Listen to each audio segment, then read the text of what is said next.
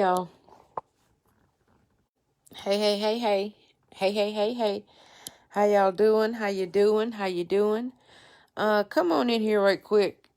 I got something quick I want to show you.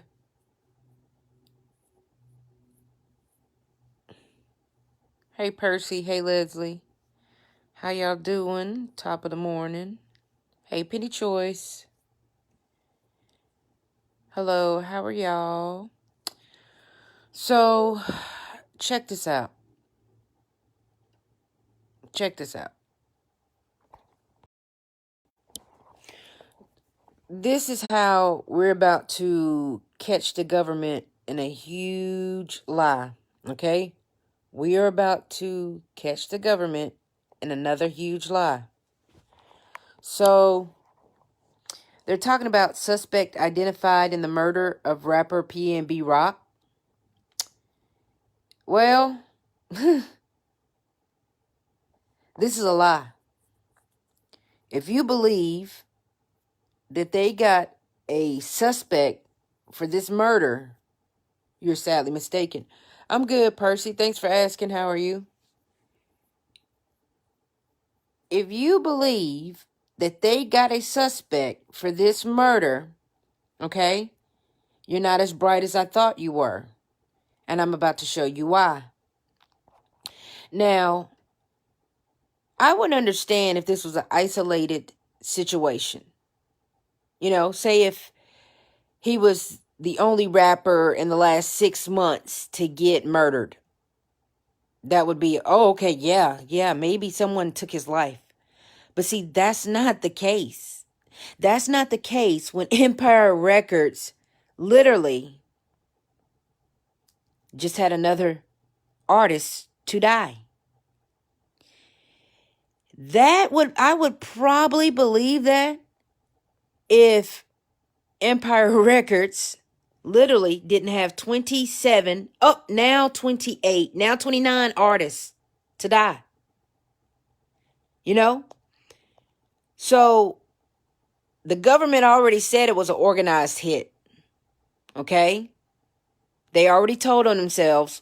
We know it. He has on the pink and blue for the transgender. He has on the blue and red for the political sacrifice.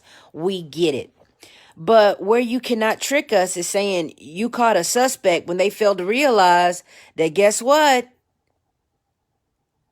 29 people have already died from this label and 2 have died in 1 week. Lotta Cash DeSoto follows PNB Rock as the 7th rapper killed affiliated with Empire Records within this year alone. Within this year alone. That's impossible. That's why them trying to throw this murder suspect in here is total bullshit. You can't throw a murder suspect in here when guess what? 2 artists died in the same month. That's impossible. Literally impossible.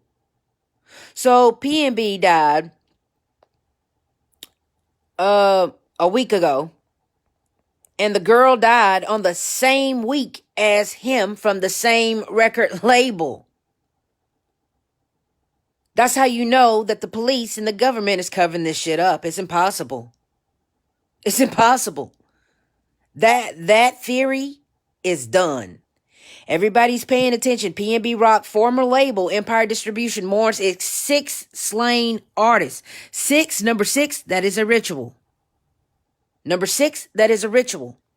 You cannot have 2 artists die from the same record label in the same week and say, oh, one was a targeted murder. You can't. Do y'all not know that Aaliyah is also on Empire Records? As was Young Dolph, King Von, Mo, XXX Tentacion. That's not a coincidence. It's not a coincidence. You can't have 30 artists die on your label, half of them within 1 year of each other. You can't. It's impossible. Empire Records needs to be investigated. And that's just that. That's just that. Come over here. Lotta Cash DeSoto follows Literally follows within the same week. Empire Records is collecting the insurance money. And let me tell you why. French Montana says record labels are taking out life insurance policies on their artists. Literally. Bushwick Bill blasts label over life insurance policy. Says company made itself beneficiary, and industry sources say practices is rare but not unusual. They are killing off these artists for the insurance money. Okay? They already said his death was an organized hit. They told on themselves. Now, you can't say it's an organized hit and then go say, well, guess what? We got a murderer. It's, number one, statistically impossible. Number two, investigatively impossible. Like if I was the detective on this case, number one, I would go investigate the officer for making two assumptions. Now it was murder and then it was an organized hit. That's bullshit. The LAPD already said it was an organized hit. They already got on the TV and said, guess what? It was a targeted because of his location. That's 3 different stories in 1 week. Impossible. That's impossible. So the cops are helping Empire Records, which is located literally in California. Okay? Located literally in California. Why do you think all of these artists and all of these celebrities are dying in California? Okay?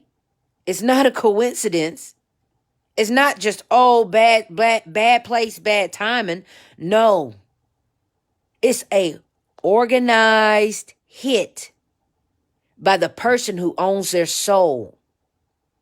Lucifer owns Hollywood. That's why these celebrities are dropping. Coolio just got sacrificed last night. The celebrities are dying faster than the civilians with no soul contract. Is that not weird to you? Is that not weird to you? So there you have it. Here they are. And then look at the pink and blue again. Here we go. You see the same colors? You see the same colors he's got on. It's a concurrent theme. Concurrent theme. They know what they're doing. And we are getting smarter and smarter day by day by calling them out on their bullshit. So they're trying to throw us off the trail by saying, oh, we caught the murder suspect. Absolutely not. That's impossible when you just had 2 deaths from the same record label in 1 week. 2 in 1 week. That's impossible. That's impossible. She was a girl too. This is a first. This is a first for the women. It's bad. If they don't open up an investigation on Empire Records, they're going to wipe out their whole roster for the insurance money. This is why I say shut hip hop down. We don't need hip hop and R&B anymore. It is gone. Let me tell you something. Hip hop and R&B is dead. Just like rock is dead, just like country is dead. Everything is dead. Nothing exists anymore. Nothing is real. People are not even real anymore. Everything is dead. It's time to pack everything up. It is. It's time to pack the movies up. It's time to pack Hollywood up. It's time to pack the sports world up. If we keep on having all of these deaths from all of this industry, that would mean it's an inside job. Okay? It's an inside job taking these people. We need to shut this shit down. How many more celebrities are going to keep dying concurrently in our face? At rapid speed. At rapid speed. If this is the case, we don't need hip-hop anymore. We don't need R&B anymore. We don't need rap anymore. We don't need rock anymore. We don't need movies anymore. We don't need sports anymore. I'm going to be honest. We don't need anything for entertainment. We're in the middle of World War III. We're fighting for our souls. We're fighting for our lives. Nobody should be dancing. Nobody should be partying. Nobody should be having a good time right now. No one. No one. We haven't even solved our problems, and we keep drinking, drugging, and partying our life away like we have something to celebrate. We have nothing to celebrate. We have nothing to celebrate. We're just literally staying dumb until God calls our number. We're literally numbing ourselves until God calls our number. And that's fucked up. That's fucked up. So what are we celebrating? What are we going along with? Are we going along with the genocide of our brothers and sisters? Because this is crazy.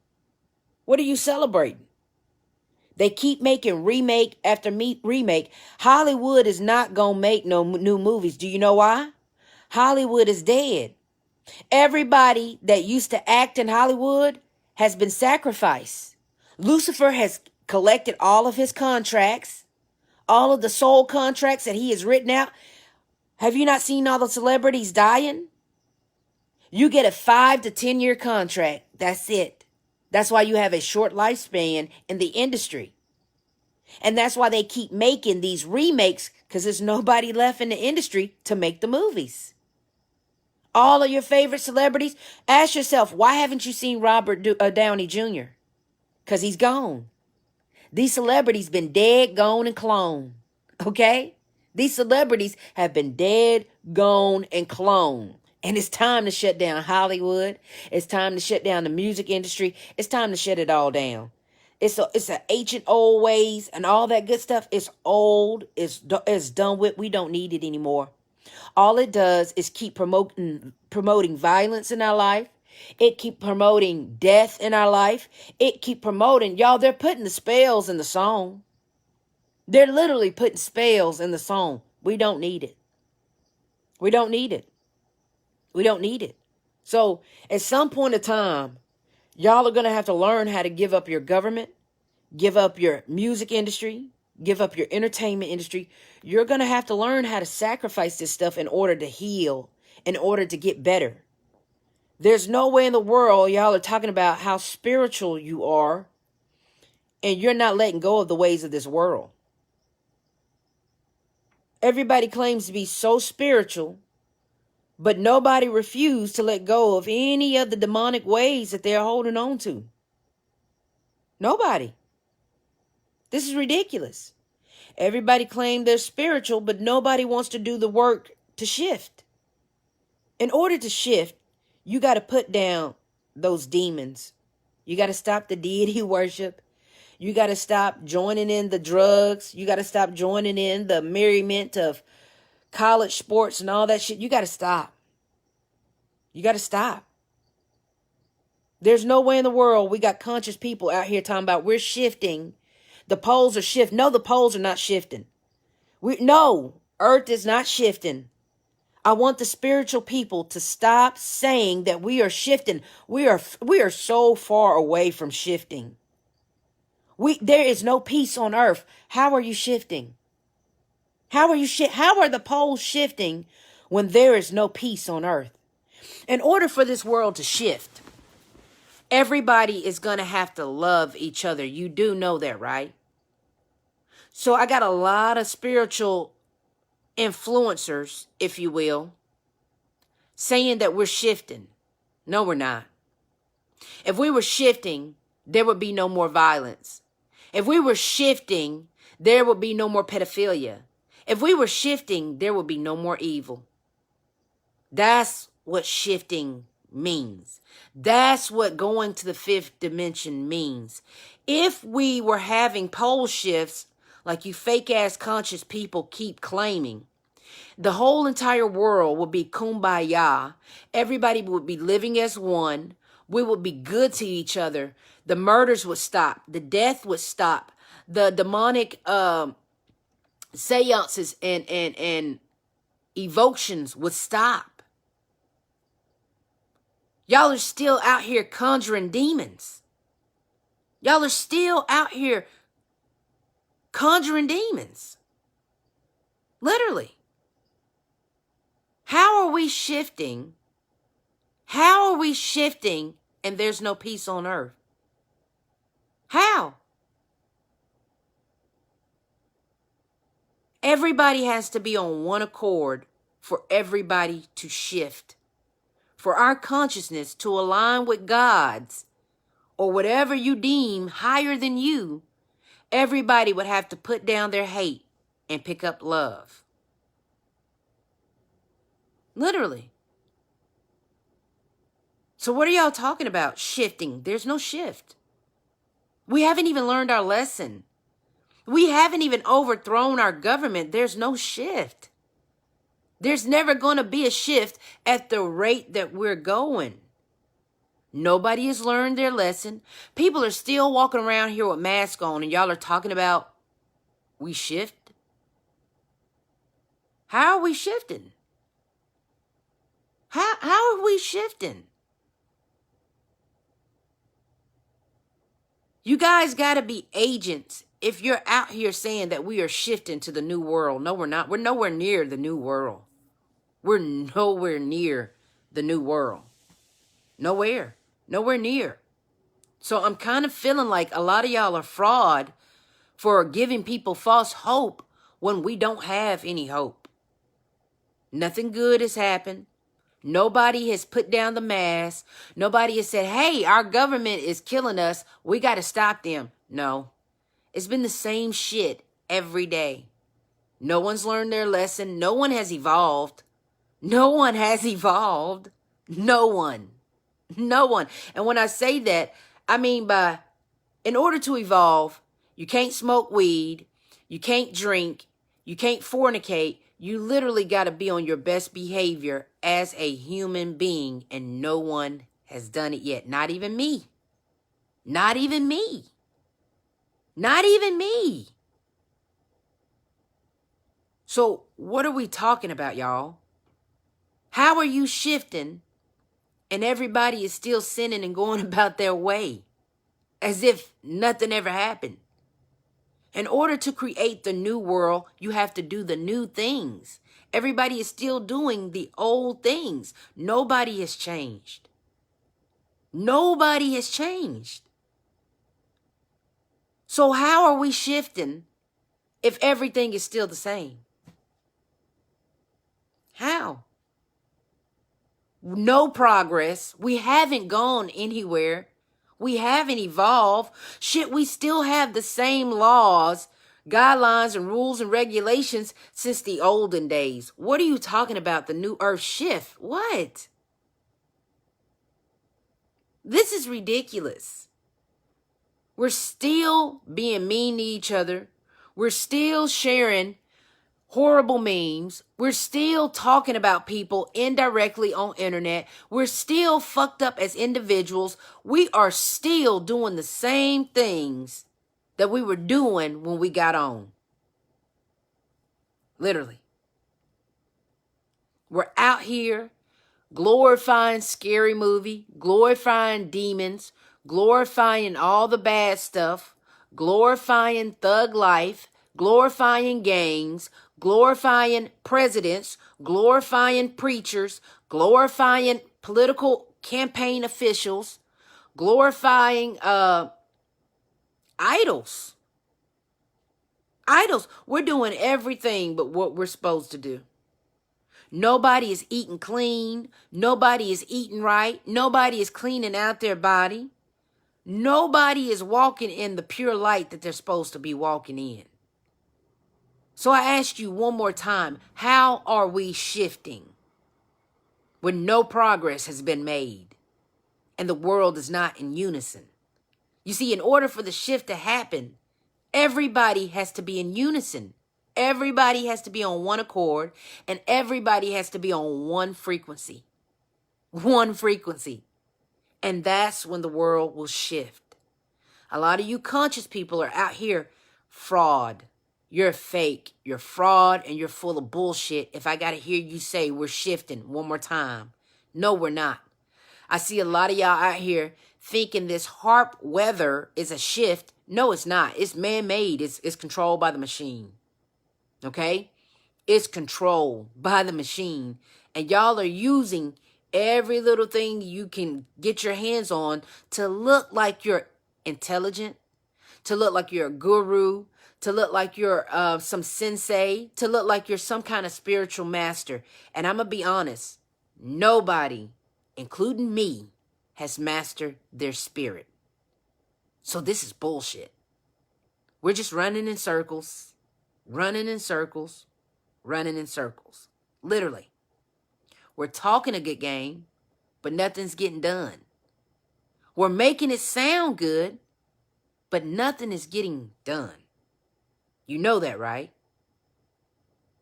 Everybody is just acting good when the camera's on. Everybody is talking a good talk when they're around other people.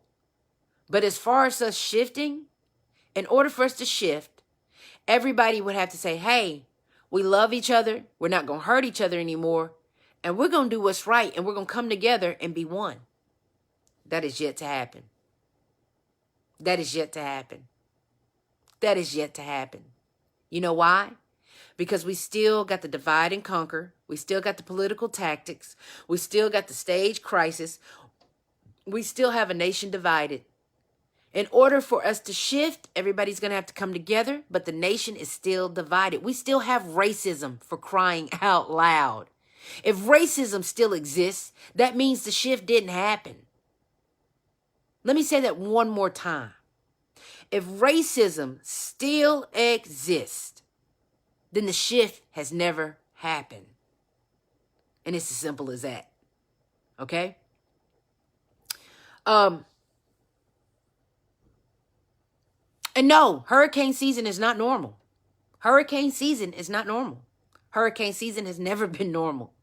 Where in the Bible do you see that God said spring, summer, winter, and fall? It's only 4 seasons. There's no such thing as a hurricane season. That would be 5 seasons. Hurricanes are totally not natural. Actually, hurricanes are man-made. Hurricanes are man-made. Okay? We only have 4 seasons. That's why flu season is not a season. Hurricane season is not a season. If it's not winter, spring, summer, and fall, those are the only 4 seasons that we have. That's why the government keeps naming the hurricanes, because they're man-made.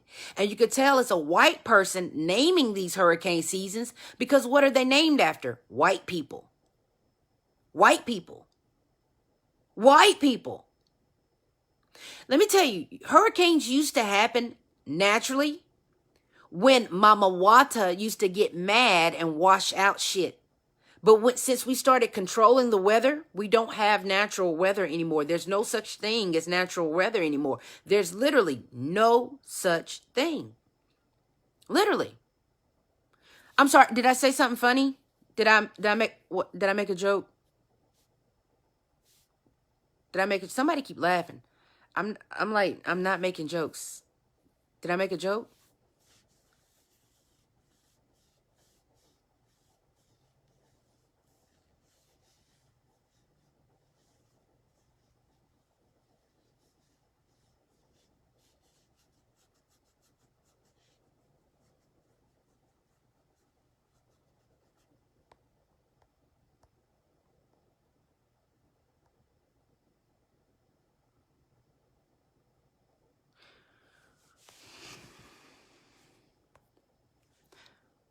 I'm trying to see if I made a joke. I'm really trying to see if I made a joke. I can't see if I made a joke. Yeah, I don't think I'm being funny at all.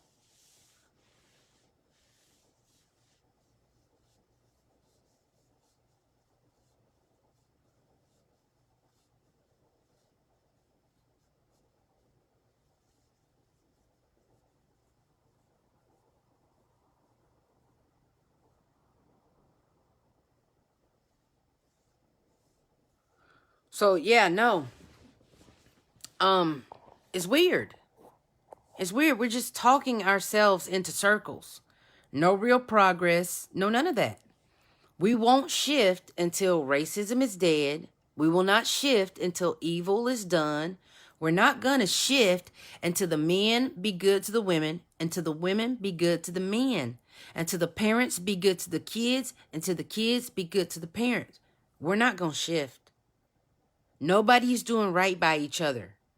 So for people to keep saying that we are shifting, it's a crock of shit. It's almost as bad as Jesus is coming back. It's just as bad as saying Jesus is coming back. It's fairy tales. It's false hope. It's literally giving you something to... I get it. If you can't make it mentally in this world, you're going to need something to hold on to. You're literally going to need something to hold on to, and I get the concept of it. But to sit up here and just keep lying and acting like you're leading us into truth when actuality you are not, okay? No one is doing that. If we do not absolve racism, our hateful ways, our evil ways, the procreating outside of marriage. See, it's so many things that we have yet to get in order that we're not going to shift. We're not going to make the shift. Matter of fact, I'm going to go ahead and tell you this now. We're not shifting. We're not going to shift. You're not going to be alive to see a shift happen. You're not. You're not. You see the way the world is going. We could barely get everybody to get together to stop the government, let alone to get together and stop being petty, stop being traumatized, stop being facetious, stop being demonic. We can barely get people to do that. So to keep saying all of this new earth shit that we're shifting, it's really bold. It's really bold, and it really tells you that you don't know what you're talking about. It really speaks volume that you're just as lost as the people you're leading. And if anybody is believing you that we're going through a shift, they're full of shit. They can say age of Aquarius, all that dumb shit all they want to. They can say that all day long, but it cannot happen until we get our shit together on one accord, as one. We have to do this all at one time. It can't be half the group is ready, half the group is not ready. It can't be some of the people ready and some of the people not ready. No. Everybody has to be on one accord, and we have to do it all at one time. So for the spiritual people that keep going around talking about we're shifting, we're not. We're not. We're not. We're not even close. We're not even close. We still got the KKK. Nobody got rid of the KKK yet. We still got Nazis. Nobody got rid of the Nazis. We still got Klaus Schwab. We still got Bill Gates. We still got Hillary Clinton. We still got Trump. We got so many villains that we have yet to put down, and ain't no way y'all are sitting up here talking about a damn shift. No way. No way. There's just no way. So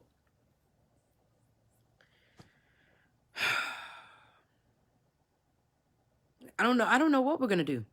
I don't know how to get everybody on one accord. I don't know how to enrich people's life. There's so many videos that you can do. There's so much knowledge that you can put out till people have to actually put the action to it. Everybody's screaming about manifesting. Nobody has manifested the major things that we needed. Nobody. We need peace. We need disease-free people. We need money. We need food. We need shelter. And all of this manifestation talk, and nobody has manifested a better God or a better tomorrow. So there's no way in the world that anybody is talking about a shift. It's just impossible. It's literally impossible. You have to align your true self with your lower self. You have to align your Merkaba. It's only been 2 people in the world that's ever done it. 2 people in the world. What does that tell you? What does that tell you? It's only been 2 people in the world who's actually aligned their higher self with their lower self to become one. Nobody has become one. When you become one, do you not know that you're going to leave this earth? You're not even going to be here. You're not even going to be here to see a shift because you're going to ascend before everybody else. You're literally going to ascend before everybody else. So to keep running these narratives, it's wild to me. It's wild to me. So I just wanted to put that out there.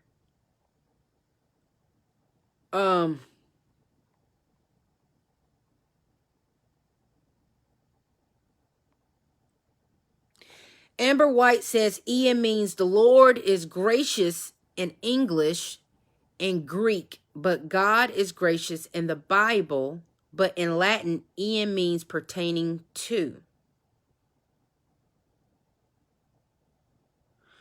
No, God is, okay, let me help you out, Amber. No, God is not gracious. God has never said, no, absolutely not. God said, I am a jealous God. God said, I send wrath, and God said, you shall have no mercy. That's in the Bible. That's literally in the Bible. He said, I bring calamity, I bring wrath, I bring evil. He said that. He said that. He said, I will not let up. He said, I will not let up. So, no. Then, that's one hurricane name. You got Hurricane Betty. You got Hurricane Susan. You got Hurricane Karen. You got all those other white names. And English is a white name. You just proved my point. You said Ian means the Lord is gracious in English. We're not English. English is the British white people. You just literally proved my point. That's why the white people keep naming the storms, literally. But no, God said no. He said, I am a jealous God. I will smite thee down. He said, I am not the one, the two, or the three. I'm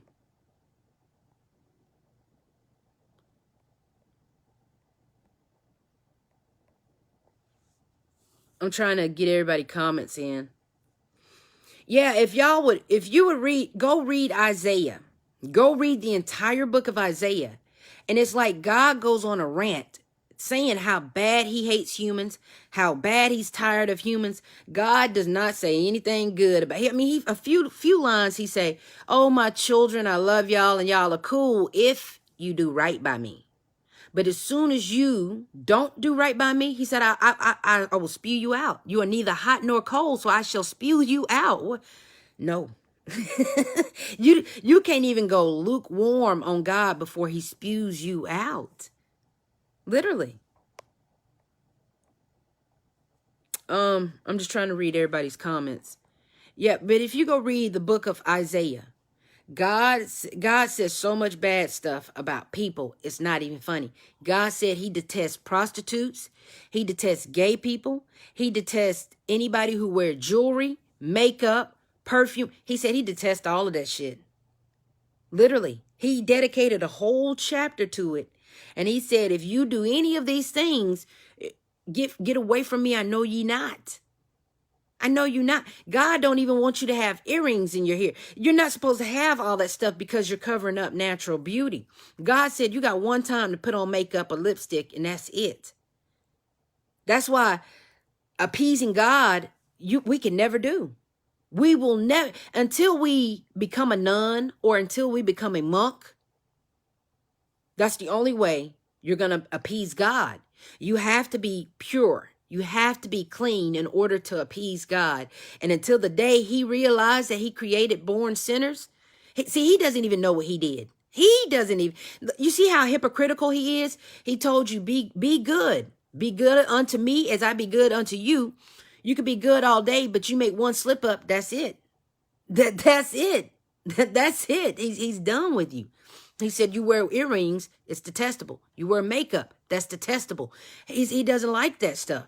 He doesn't like any of that stuff.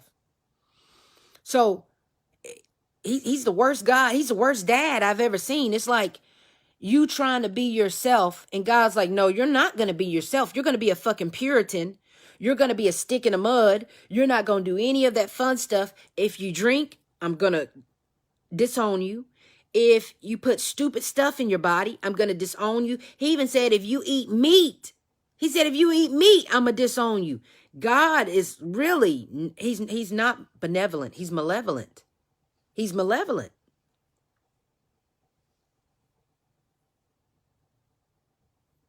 You don't have, okay, Jen said, do you think he says that to challenge your free will? If you had free will, then maybe. But other than that, we don't have free will. Let me tell you why you don't have free will.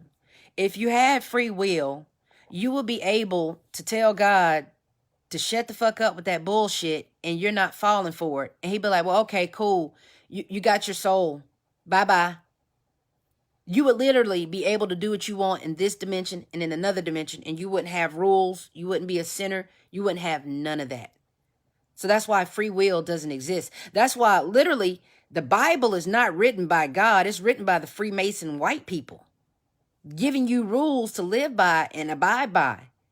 Literally. Because number one, God is a complete hypocrite in that Bible. He contradicts his own self. He contradicts his own self. He tells you not to worship anybody else, but he tells you to only worship him. Don't worship anybody else. But if you do one thing wrong while worshiping you, he disowns you.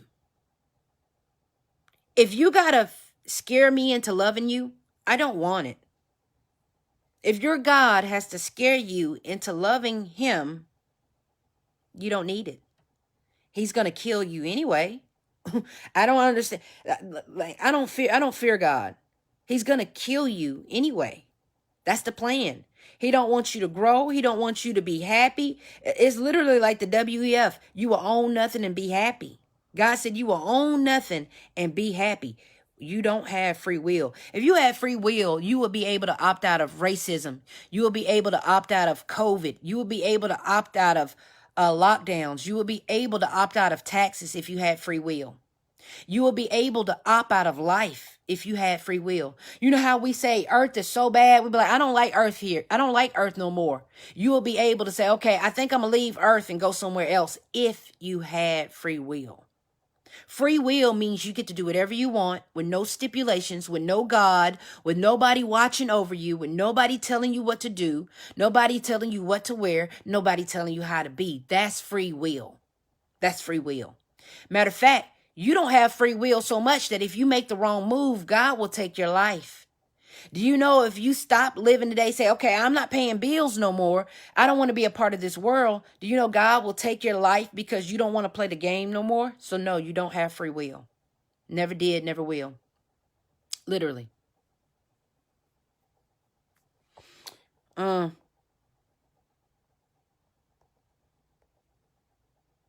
Any more questions I can ask for anybody?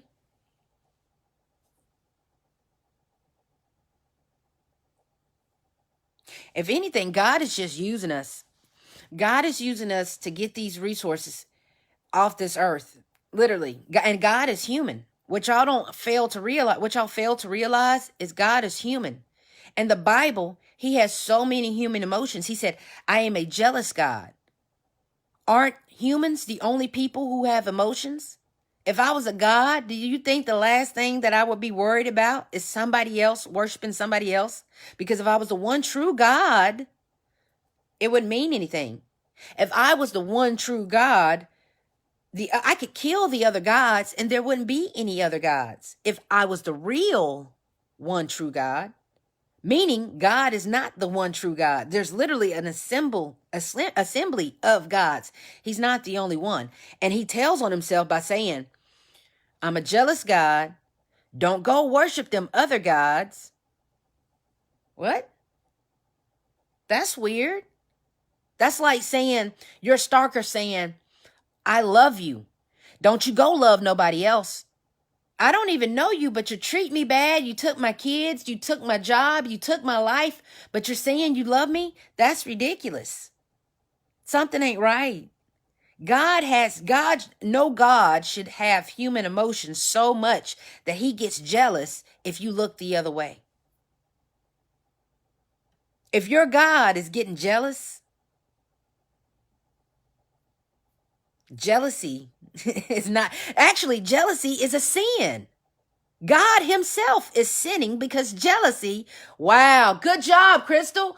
Good job. Good job, Crystal. Oh my God. God is human. God is sinning him damn self because jealousy is a goddamn sin. Jealousy is a sin.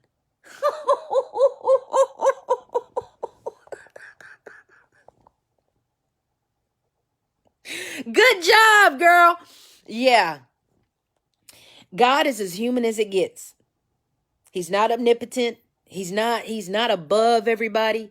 He's out there chilling with the other gods. He has the same equal amount of power as the other 12 gods. Literally, it's you have a god for every zodiac. You know how we have 12 zodiacs? Well, each god rules that zodiac. Literally, that's what the Last Supper represents. It literally represents. And each god gets each zodiac and gets to rule over each person. That's why the one God of the Bible said, don't worship him. Just worship me. Just worship me. As you can see, nobody is getting punished for having their own God. If God was the one true God, we wouldn't have a different God for every religion. Literally. We have a God for the Indian people. We have a God for the black people. We have a God for the white people. We have a God for the Chinese people. Something is wrong. If there's supposed to be one true God, there's not supposed to be 10 different religions or 10 different gods. This is where the Bible starts to show itself of not being true. Y'all are not paying attention. God is just as human as we are. He says he's jealous. He said he will smite you down. That's toxic. God will beat you. God is literally a violent domestic. He's an abuser.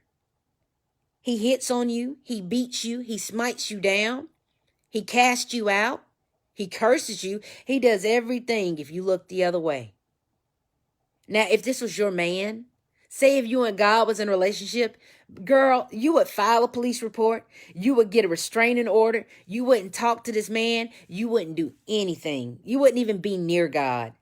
If a man walked up to you and told you the same shit that God told you, you wouldn't have nothing to do with that God. You would call him a narcissist and you would leave him the fuck alone.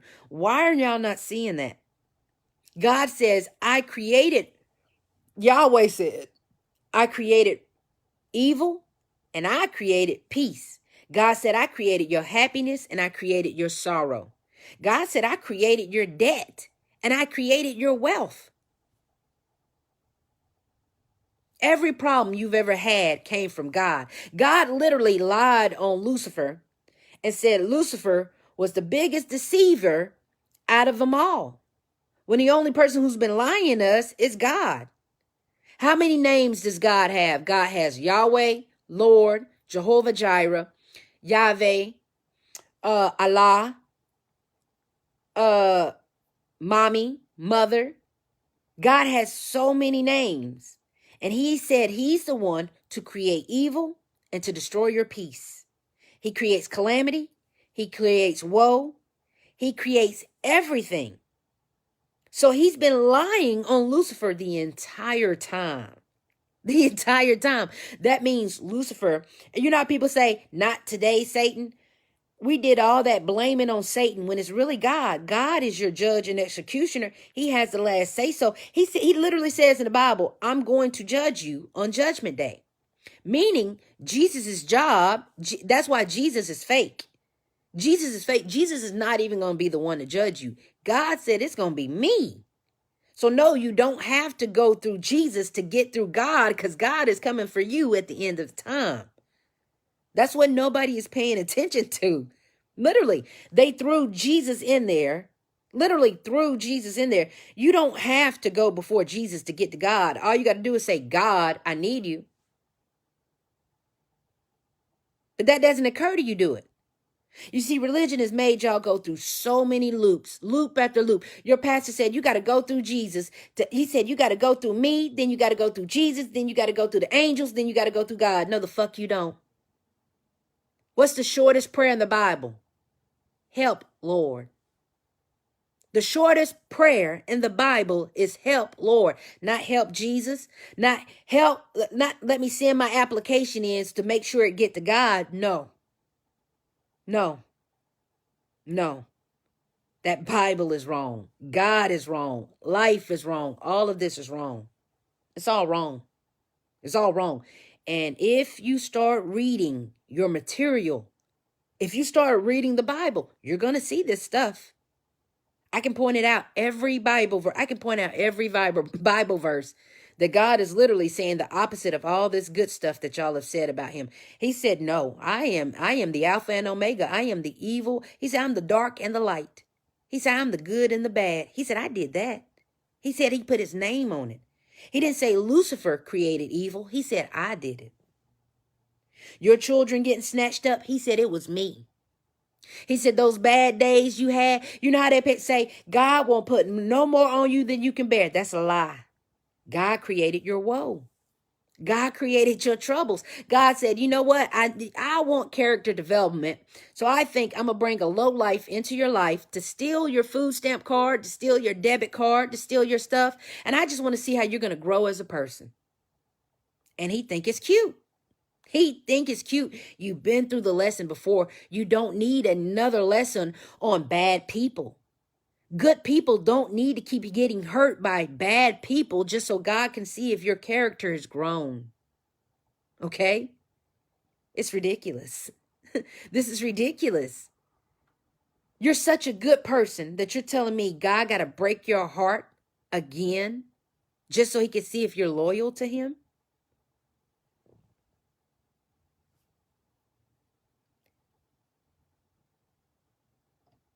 No. No. No. No. Remember, he created you. He know your every move. And this is what makes this more bogus. This is what makes all of this more bogus.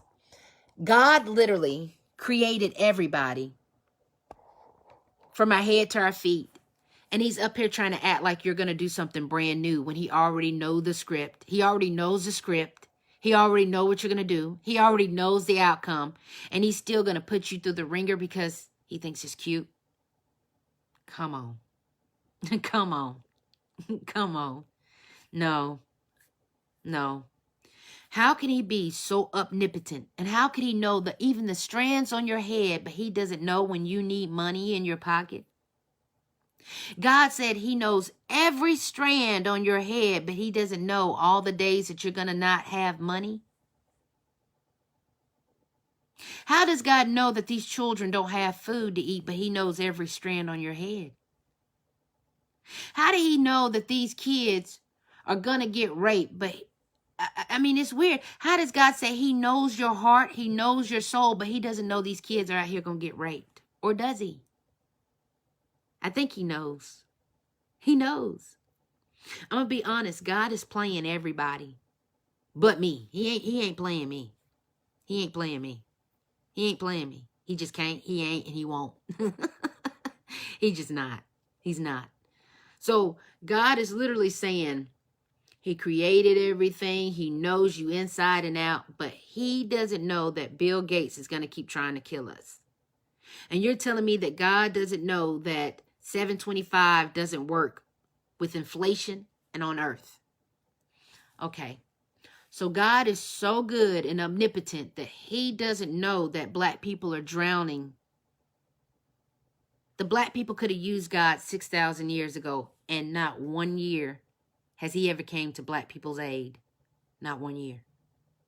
God knows that racism is a problem, and he still won't solve it. God knows every problem that we have, and he is yet to solve not one problem. I think he's the villain. I think he's the villain, boo-boo. I think he's Thanos. I think he's Kurt Russell in Guardians of the Galaxy. Okay? There's no way in the world that you can see all these people suffering and still claim to know every single hair that we have on our head, but not the pain that we have in our heart. Okay? That's weird. That's weird. That's literally borderline serial killer. That's a sociopath. That's a psychopath. And that's not a good look. It's not. And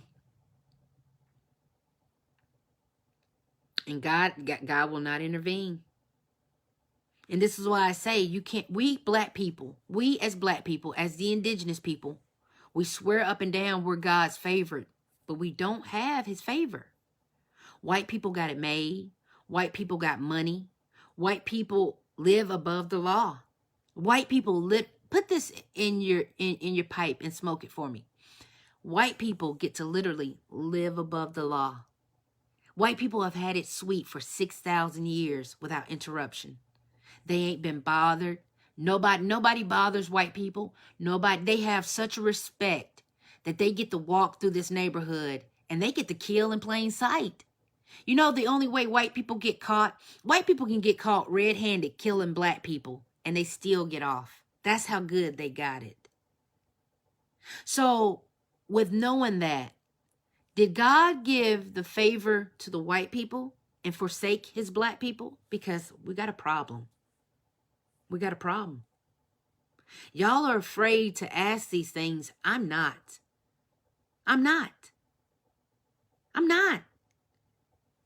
You can't fool me. You cannot fool me. Please do me a favor. If God so loved the world that he sent his only begotten son, why is his only begotten son saving one race?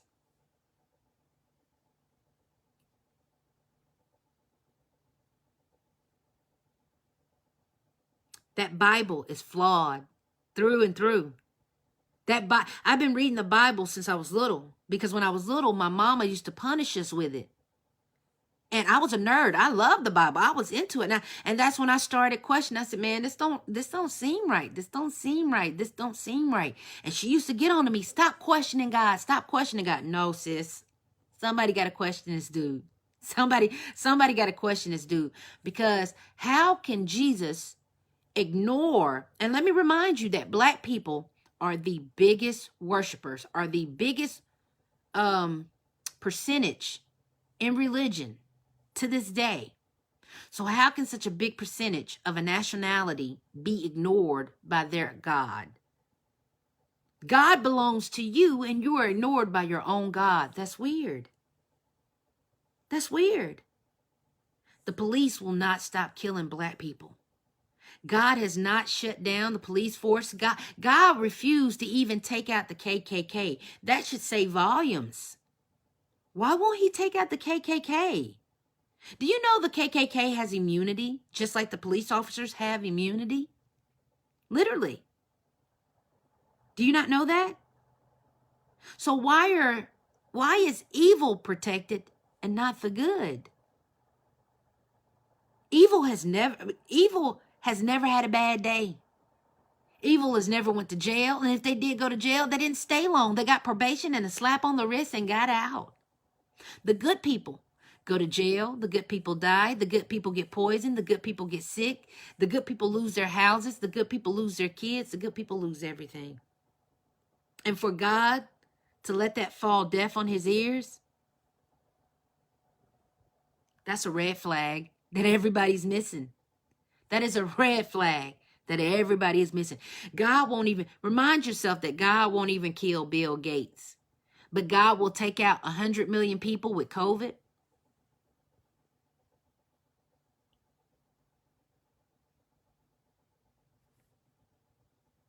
God won't even take out Klaus Schwab. God, he won't take out nobody bad. He keeps protecting them. Have you noticed Bill Gates got the most money? All the villains are well taken care of. They got the most money. They're living better than everybody. And the good guys are working for $7.25 an hour. And this is the world that God designed. And I think it's time that we step back as a whole and say, God, I think you're on the wrong side. If you're not going to say it, I'm going to tell them, hey, God, I think you're on the wrong side. You have yet to see about your people. You have yet to see about your children. You have yet to fix this earth. You have yet to do any of that. And this is why that Bible is so fake, because the world has been around for 4.5 billion years.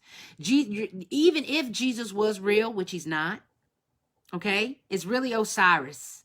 It's really the Egyptian god Osiris, okay? Even if he was real, he's already came and gone. Nobody's coming back for you. Nobody. Your own God won't even come back for you. So what are we doing here? Using an outdated book to abide by rules that are never going to be, nobody's going to ever walk the line? How are you going to stop sinning unless you become a monk or a nun or a priest? How? And even the nuns and the monks are sinning. Every priest is a pedophile. Why is every priest a pedophile and they hold the highest position in sacrilegion, in religion? They're being sacrilegious in religion and every priest is a pedophile. That's blasphemy. That should let you know that religion ain't shit.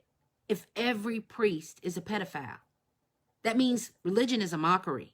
God is a mockery. They mock God.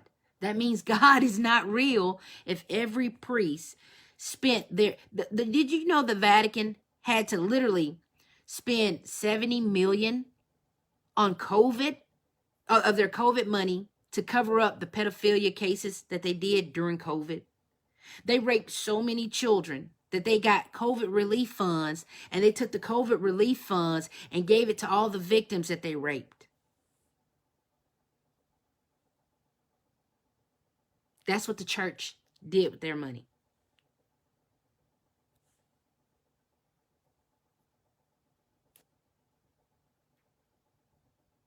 Something's wrong. Something is wrong. I'm going to tell you, something is wrong.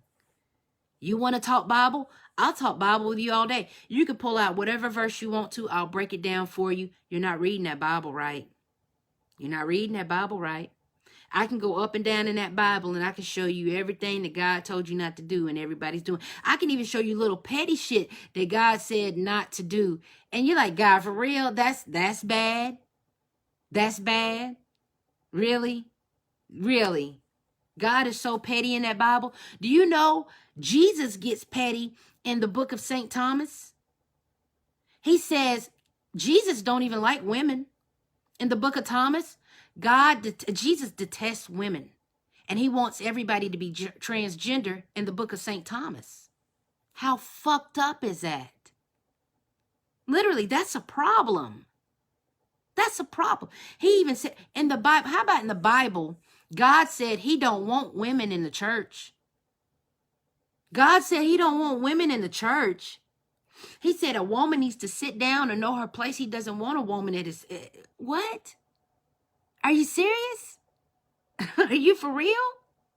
Then the story about Jesus hanging out with the prostitutes, that's a lie. In the Bible, God said he doesn't even want prostitute money in his temple. He said, if you're a male prostitute, if you're a female prostitute, he don't want your money in his temple. He don't even want you in his temple. He said, if you're lying down with the same sex, and if you're a woman sleeping with a man who is fucking with a man of the same sex, you are detestable to him. The church lied to you, talking about they could save your soul. No, your soul is already damned. You're a born sinner. Remember, your soul is already damned. God literally said, you got 10 commandments you cannot break. Meaning, if you break one, that's it. It's over with. The gig is up. The gig is up. You don't get a second chance. You don't get none of that. That's it. He said, get away from me. I know ye not. You cannot be lukewarm. He said, you cannot be hot nor cold. You cannot be lukewarm, for I shall spit you out. Meaning the one time you start going wayside, you're spit out. You're done.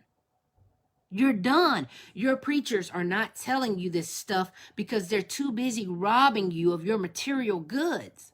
They're literally got you paying you're paying them to go to heaven and you're not even going to reach it. If they wanted to save your souls, why are they incorporating money into the mission? If your preacher loved you and wanted to get you to heaven, he would tell you, listen here, get out of this church. Burn the Bible. Number one, burn the Bible. Not put it down, burn it. It's useless. Those rules yesterday don't apply today. Don't apply today. Prime example. If God destroyed Sodom and Gomorrah for the detestable shit that they were doing back in the day, why didn't he come back today? Because you got parents taking their kids to gay pride. You got parents taking their kids to drag queen shows. You got parents taking their kids to see strippers. You got parents cutting off their children's genitalia to make them to switch their gender, which, by the way, God said you cannot switch clothes. In the Bible, God said, women, you cannot wear men clothes. Men, you cannot wear women clothes. God detests transgenders. What are we doing? You cannot be a transgender gay Christian. You can't be. It's detestable to God. You cannot be a butch because God said, women, do not put on men clothes. I'll strike you down. He said, you're done. He said, men, don't put on women clothes. You're done with me if you do. That's why the spirit of confusion, that's why the evil people got the spirit of confusion running through here. Because if they confuse your spirit, they know God will not take you. They know you're broken. They know you are tainted. You are literally branded. You're branded. And because of that, because you're wearing men clothes, because especially the women who put on their men's jersey on Sundays and you're trying to be closer to your husband, all that shit, walking like a man, talking like a man, acting like a man and all that. No, you're not supposed to do that. You're not supposed to do that. Your ticket to heaven, gone. You don't understand. With God, you got one shot. You ruin that shot, it's over with. He has all these rules of things you cannot do in order for him to love you. And once you break those rules, the relationship is over. He is supposed to be your father. He's supposed to love you unconditionally. He's supposed to be there for you. You are supposed to never have to ask anybody for money. You're supposed to never have to ask for help. You're supposed to never have food stamp because God is supposed to be your provider. When has God provided for the homeless? When has God provided for the sick and shut in? God has never said, get up off that deathbed, rise. God is putting y'all in the ground instead of above the ground. God ain't doing nothing for nobody. He's literally letting us die by the wayside as he lets evil live the high life, live the good life. We got innocent. We started a suddenly dying group because God will not answer anybody's prayers. Can you imagine all the people who took that vaccine and said, God, if you could just get this vaccine out of my body, I'll never take it again? He didn't step in. What about the terminally ill people that said, God, you told me if I should ever need you, where 2 or 3 shall gather in your name. How many times have the church came up to your hospital room? Because the Bible said, when 2 and 3 are gathered in my name, I shall appear. God have yet to appear, baby. That man ain't showed up to the first. He ain't showed up. He ain't showed up. I'm telling you the truth. God is nowhere to be found. Nowhere. We need him now more than ever. And it's silence. It's silence. This man's supposed to have been back. We've been waiting on him for centuries and he ain't showed. You got in 1400 stories of them saying that God was on his way back in the 1400s. He still ain't showed. We got a problem. We got a problem. Why do we have to keep praying for action that never happens? Can you imagine the people say, okay, I don't want to die. I know I was born with an autoimmune disease or I was born with a genetic defect and I don't have long to live. God, could you at least let me get rid of this genetic defect and let me live long and be healthy and happy? What about those people who call on God all the time and he don't answer?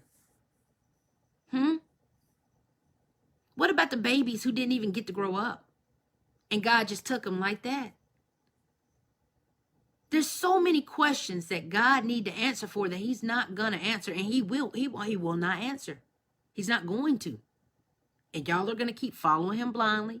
You're going to keep misquoting his word. You're going to keep misquoting his words. You have no comprehension of who God is or what he is. You don't love yourself. You won't dig into yourself. You won't even see about yourself, so I know you don't know about God. You don't hold yourself accountable. You won't be good to other people. You won't do what's right every day, every chance you got. You won't do it. You won't do it. So what I'm telling you is all of this stuff to keep you on the straight and narrow is only going to make you derail. Once you realize and accept who you are and who he is, you're going to start to live. You're going to start to flourish. You're going to start to grow. Because these fairy tales they're giving us is false hope. And I think it's actually keeping some people alive, because if some people realize that God is not who he say he is, and this world is not what they think it is, I think they wouldn't make it. I really do think they would not make it. I don't think they would make it. I think they would take their lives. I think they would exit out the real way. And this is another thing. If you have free will, you will be able to suicide yourself and not get punished. If you had free will. Because God would say, hey, children, I love you so much. Do whatever. Remember, I gave you free will. Go do whatever you want to. God said, man, I love you so much that I decided to give you free will. And I just think you're so amazing. And I just think you should go live and be happy and be merry. But that's not the case. God said, I want you to get up, clock into that job. You got to pay me.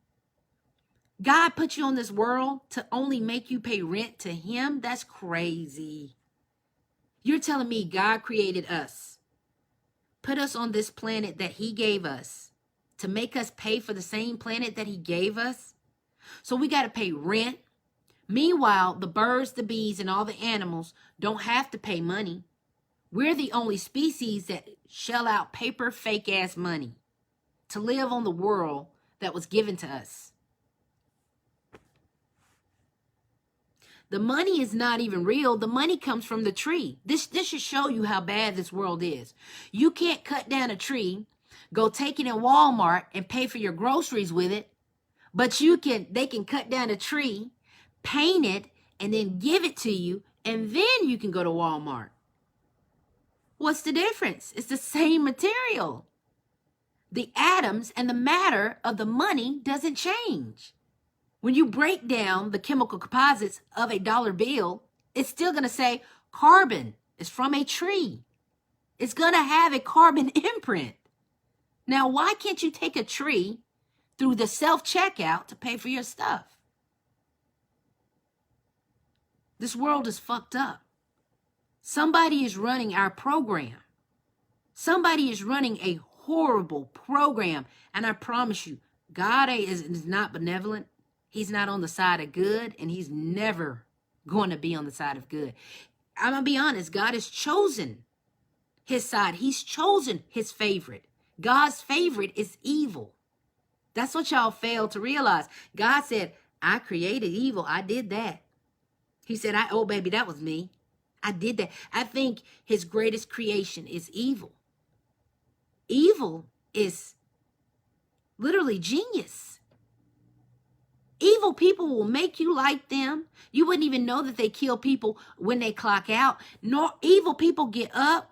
They got a routine. They go work out. They eat good. And when they come home, they tap into that dark side. They get to killing, and they get up and start it all over like nothing happened. And they are protected. Our laws, do you know every law that we have protect the evil and not the good?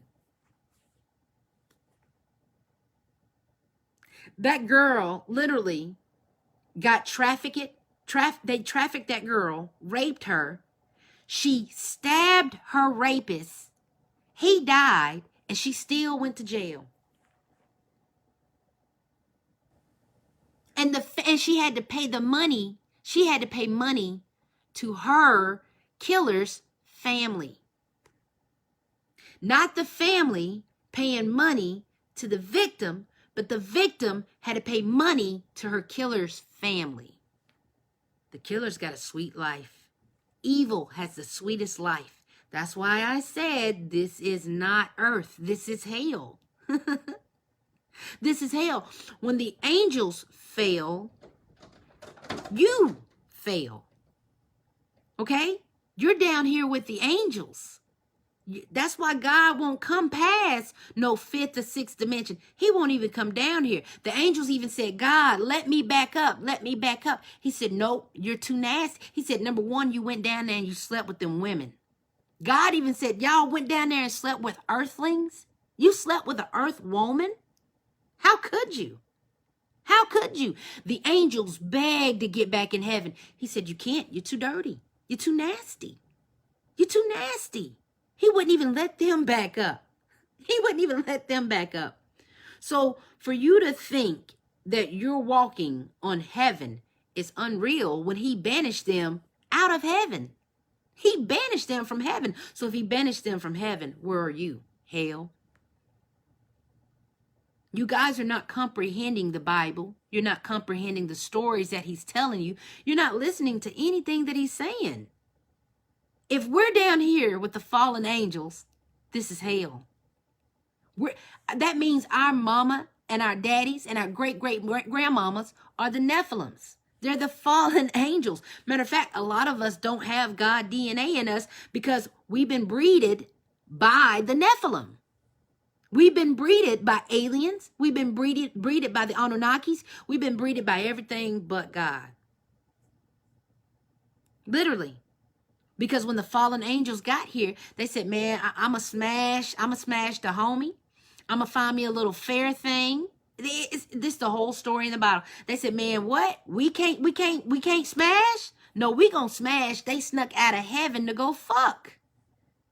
God said, don't bring your ass back up here. You can't come back. You cannot come back. And so they got stuck on earth. He said, you are to wander the deserts. You're to wander the deserts. Why do you think they named Los Angeles the city of angels? They are the angels who are wandering the earth because they were cursed to. No other city, no other state in the world is named after angels but Los Angeles. Are you not putting two together? Are you not connecting the dots? Literally. Why do you think Hollywood have all the satanic shit going on, all the sacrifices, all the bad stuff? That's their headquarters, y'all. I'm not saying all the other states aren't bad because, yes, all the other states are bad as well. But for evil to have a headquarters, I think that we can all agree where Hollywood is, nobody makes it out alive. Why do you think all the celebrities keep dying? If Hollywood isn't the pinnacle, if Hollywood isn't the pinnacle, if Hollywood isn't the pinnacle of evil, why all the celebrities keep dying at an alarming rate?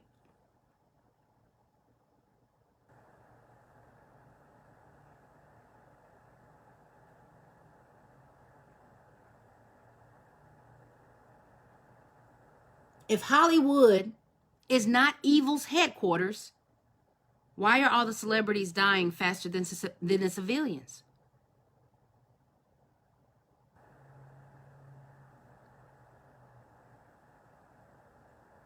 Why do you think the celebrities get all that big money and don't live long? If California isn't the pinnacle of evil. It's not hard. It's not hard to put two and two together. Literally. That's why Hollywood is dead.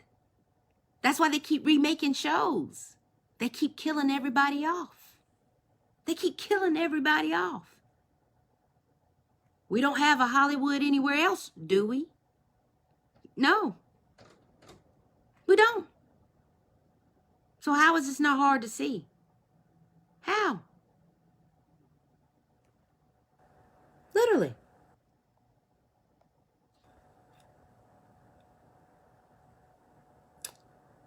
I'm trying to check everybody's questions.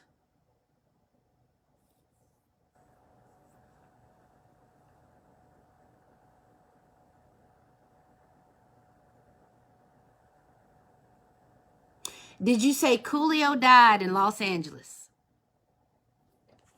Hold on. So y'all remember when people were literally laughing at me when I said, hey, don't go to Los Angeles. It's evil's headquarters. Stop playing around in Los Angeles. Coolio got sacrificed where? Los Angeles. Really? That quick? After I made that video? Y'all are proving me right once again. Y'all just gonna keep proving and proving and proving me right. Literally. So, how are y'all missing the clues? How are y'all missing the clues? How?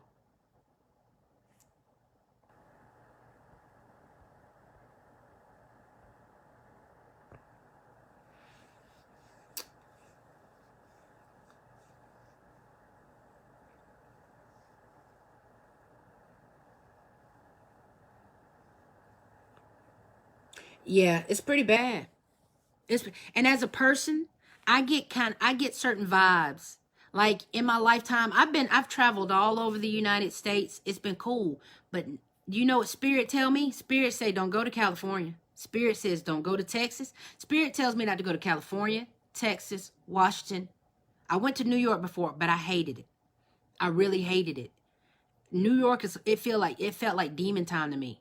When I go to Florida, I really don't like Florida because I can feel it's a different kind of energy. But when I go travel, ain't nothing in me to say, hey man, you want to go see Route 66? Ain't nothing in me say, hey, you want to go check out Beverly Hills? No, Spirit tells me what to stay away from. And I promise you, Spirit says no to California. Spirit says no.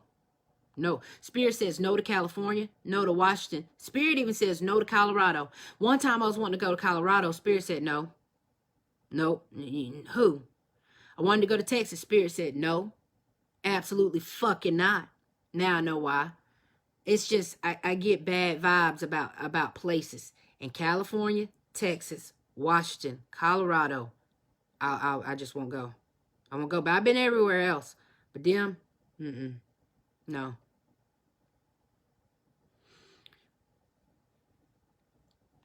Let me go ahead and give you this info on Coolio. Coolio was a sacrifice. Coolio was a Freemason sacrifice. This world works on sacrifice. So, come here, let me show you this. Oh, the Wi-Fi is on. That's why it ain't working. Okay, let me cut this off. Now, let's get down to business. Okay, so Coolio was a sacrifice. Right here. Come here. So check this out. Why Texas? Because Texas actually used to be a part of California. So the frequency and the aura and the vibe and that energy is carried. Texas and California is literally still one, but the United States is trying to break it up. Actually, Texas, California, and South America is still one. Mexico, all of that is literally one, and it used to be all a part of the United States. And so they with the tectonic shifts, the earth shifted.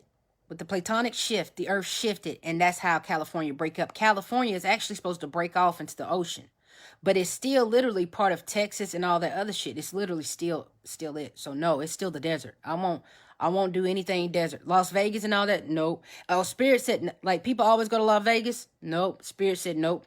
Nope to that. Anything with a desert, I won't do. Anything with a desert, I won't do. Louisiana. I want to go to Louisiana, but Spirit won't let me. If it's because I'm sensitive to energies. I'm very sensitive to energies. I'll pick up anything. So Spirit won't let me.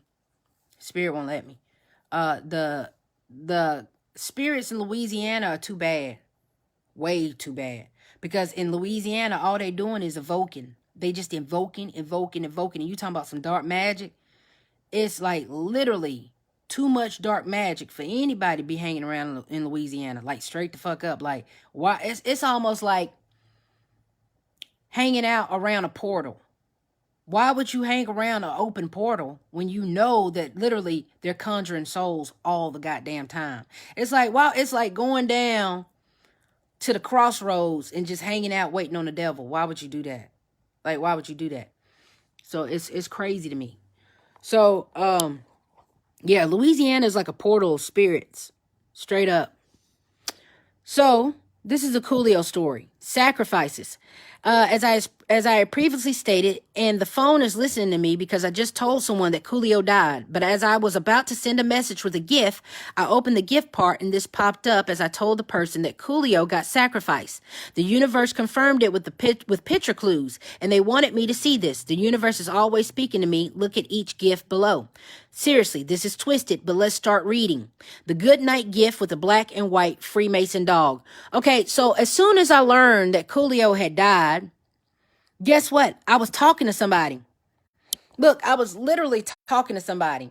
I said, hey, did you know Coolio got sacrificed? And I was going to send a text message to somebody. As soon as I clicked on the text message, do you know that I'm going to show you what popped up. Let me show you what popped up. I was going to text somebody and this popped up. Look here, I didn't even put nothing in my search. Guess what popped up? Coolio popped up. This popped up. This popped up. I said, holy fucking shit. All I did was I said, hey, did you know Coolio got sacrificed? And as soon as I said it, going to write the text message, you know how when you go to your phone and you do this, you know, when you go to your phone and you do this, and I kid you not, Coolio started popping up. This shit started popping up on my phone. Look what it did. Look here, I didn't even put look, you could tell I didn't even put his name in the search. His name, I didn't even put his name in the search, and this popped up. Good night. That's a black and white dog. The dog looks dead. The tongue is out. Then, look here, blue and red. That means it was political. Then look at the picture of Coolio. Look at all this that popped up on Coolio. And there's your blue and yellow. Ukraine. This sacrifice was for Ukraine. Then look here. They got black people pulling out libations. Then they got a white man saying the judge with a gavel. Then they got Coolio's face. This literally popped up. You know how you just talking to somebody? I said, hey, man. I said, you know, Coolio got sacrificed. I'm going to text my homegirl. And it literally, like my phone glitched out. And all of this started popping up. So that means Spirit wanted to let me know that this was a sacrifice. Look here. He's in blue and yellow like Ukraine. Look at the person. It said in the story that his friend found him dead. Look at his friend in the blue behind him. Looking suspect as fuck. Then it has good night. Why would they? Look here. Look at all these signs. Then they got black folks pulling out libations, pulling out liquor for the homies. Then teddy bear. Let me show you what Coolio was saying. Coolio was literally telling about the pedophiles. Coolio was telling about the pedophiles. Why would this show up in my phone? Why would this show up in my phone? Literally. This popped up out of nowhere. For real. Coolio is literally on a tricycle, meaning he was connected to pedophilia. So check this out. Coolio breaks the oath, exposes disturbing sex acts he was asked to perform. Literally. He broke his oath. Coolio broke his oath. Coolio said, I don't like pedophiles, but they made me do some pedo fucking shit, and I don't like it. And he started speaking out about it. So check this out. Seriously, this is twisted, but let's start reading. The good night gift with a black and white dog. Okay, do you see the symbology? The black and white dog here is the Freemasons. Black and white, good night. I said, oh my God, when this popped up, it scared the shit out of me. Literally. And I don't get scared much. I don't get scared at all. But you can start telling the symbology. This was a sacrifice. This was a ritual. This was a hit. The judge came. The judgment came. See that? Why would that pop up? White man with the gavel, the judge. Blue and yellow, just like Ukraine. Blue and yellow, just like Ukraine. Coolio was exposing the pedophiles. Coolio said he was tired of doing the pedophile shit. He said he had enough. Coolio broke his oath and exposed the disturbing sex acts he was asked to perform to get the money. Baby, when I say this popped up and I was so frightened, I said, oh my God. The good night gift with the black and white means Freemason. Dog that looks dead is in the middle of the gifts. He was under oath. Look at the black folks pouring out libations, which is a sacred ritual for the dead homie. Wow, this is so fucked up, but I told you that I could see shit, which is how the cosmos communicates. Stop reading them cards and start reading people. Okay? You got to start reading the energy. You need to start reading the room. All that tarot card reading that y'all doing, none of that shit matter. It's like playing Uno. It's like literally playing Uno. If you don't have the lottery numbers, you're not reading cards. You need to be reading energy. You need to be reading people. You need to be reading these clues, and you need to be reading the universe. You don't need to be reading no goddamn cards. Okay? So the universe says this was a ritual murder. Blue and red means the political move. Right there. I always told you that I hate those two colors. And let me go ahead and show you this right quick. Did you know? Let me tell you why I hate red so much. Let me show you why I hate red so freaking much. Oh, it's on the other one. Okay, so let me show you this.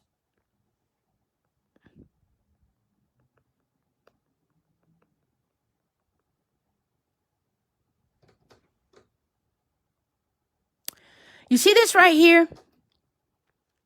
Let me show you this. Did you know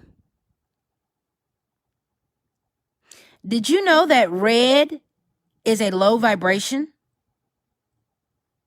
Red, let me go ahead and pull this up. Red is a low vibration. I hate the color red. I can't stand it. I can't stand it. Let me cut my stuff on right quick. Yeah, let me do this 1 second. Okay.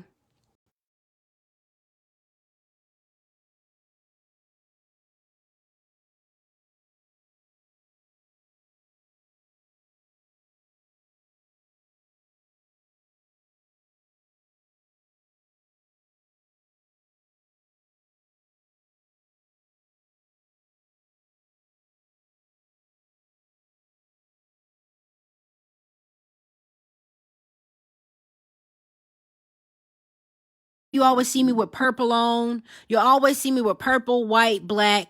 You'll never see me with blue. You'll never see me with red. It's just certain colors you will. And blue and yellow, you won't see me in blue and yellow because of Ukraine. You won't see me in blue and red because of Democrat, Republicans, and all that bullshit, and the police and all that. Those are their colors.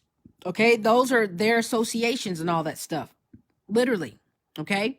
So, when you wear red, it's literally for demon time. It's letting the universe know, hey, I'm on a lower frequency right now. You can activate me. You can fuck with me. That's why y'all catch a lot of heat. That's why y'all catch a lot of demon time, or y'all catch a lot of bad attitudes, or y'all catch a lot of fucked up people coming your way because of the colors you got on. It's called color magic. You're doing color magic unknowingly, and you don't even know it.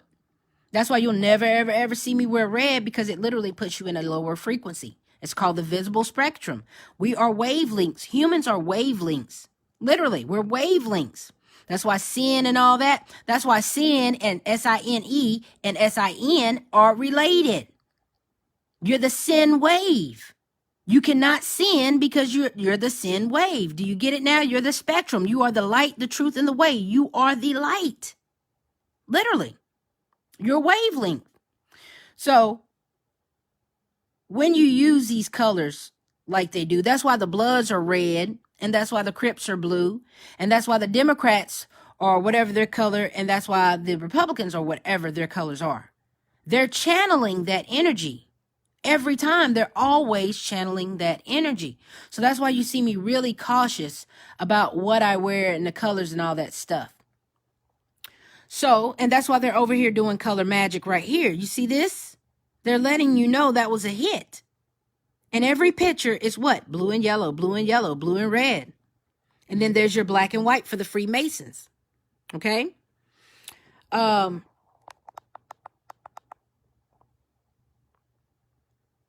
I thought this was weird. This popped up. On the back of his jersey was 1-8. That is a ritual.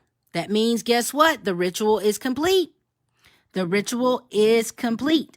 So the universe says this was a ritual murder. Blue and red is a political move. His homie was the one to find him dead, and it's a homie in the blue.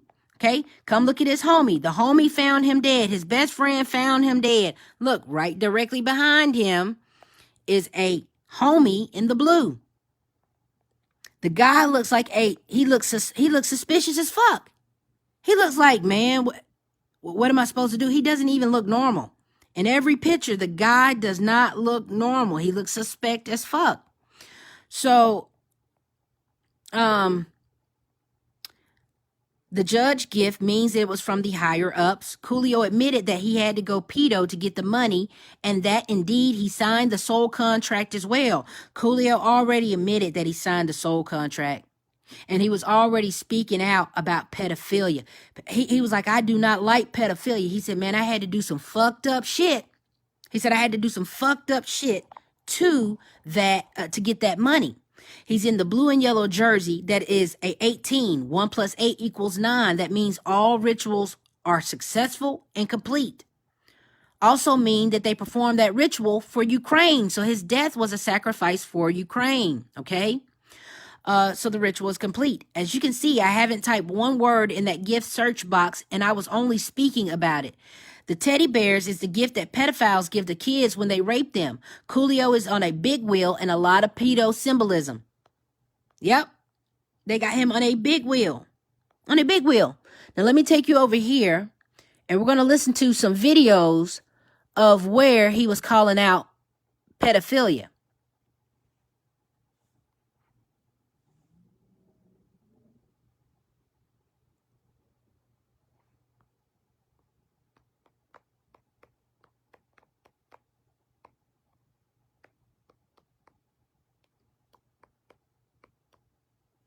Oh, I got the dang internet. Oh, I gotta stop doing it.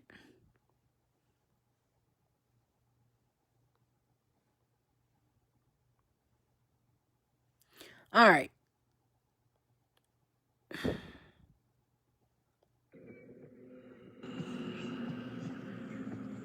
So you remember in Gangster's Paradise, when it first come on, in Gangster's Paradise, there's the Freemason Hall. There's our black and white. Come back over here.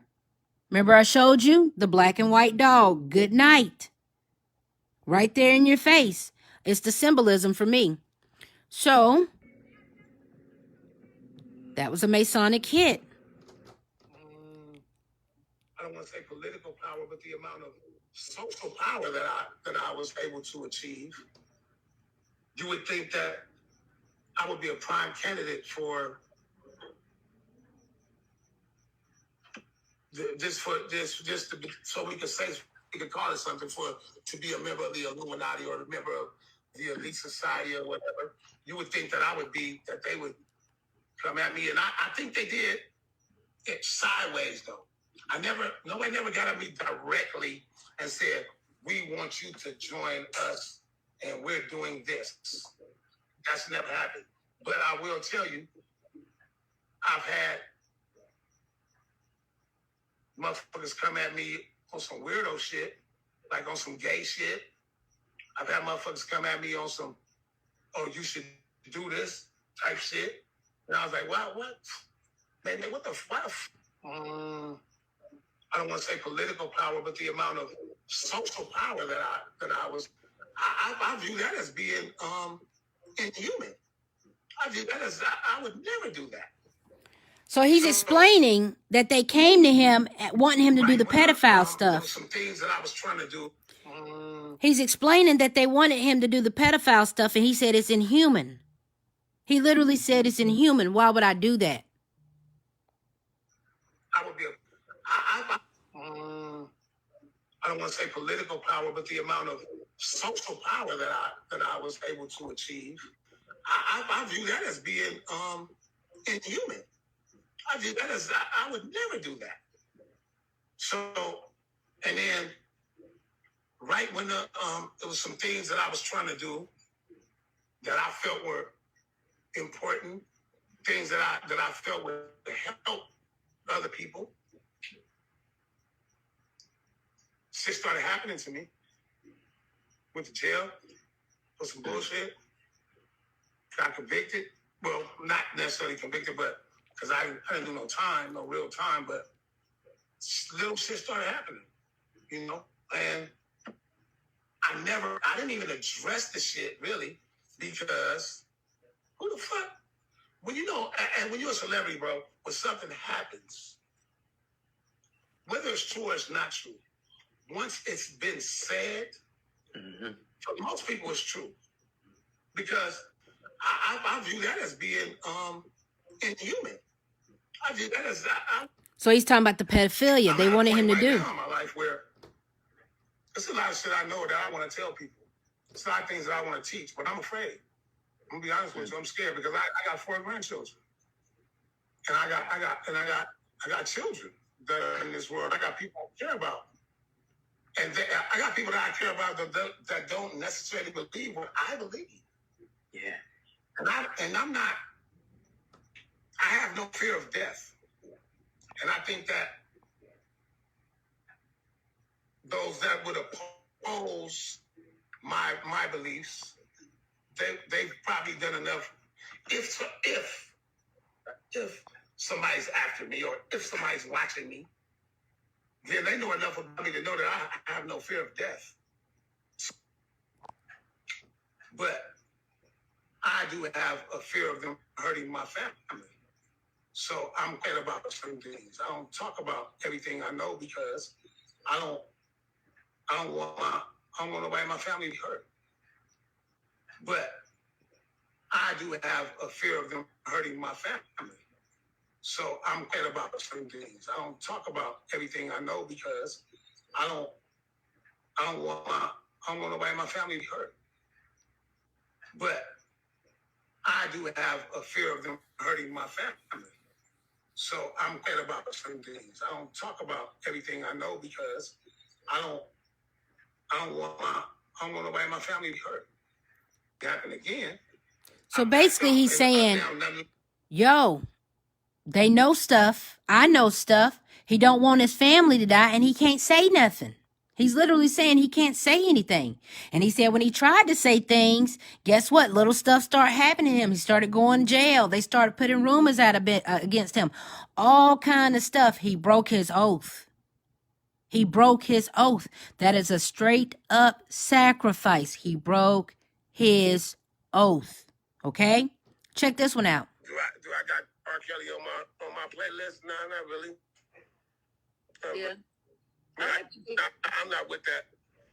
I believe cats that are into that type of stuff need to be erased from the face of the earth. They need to be, they don't deserve life.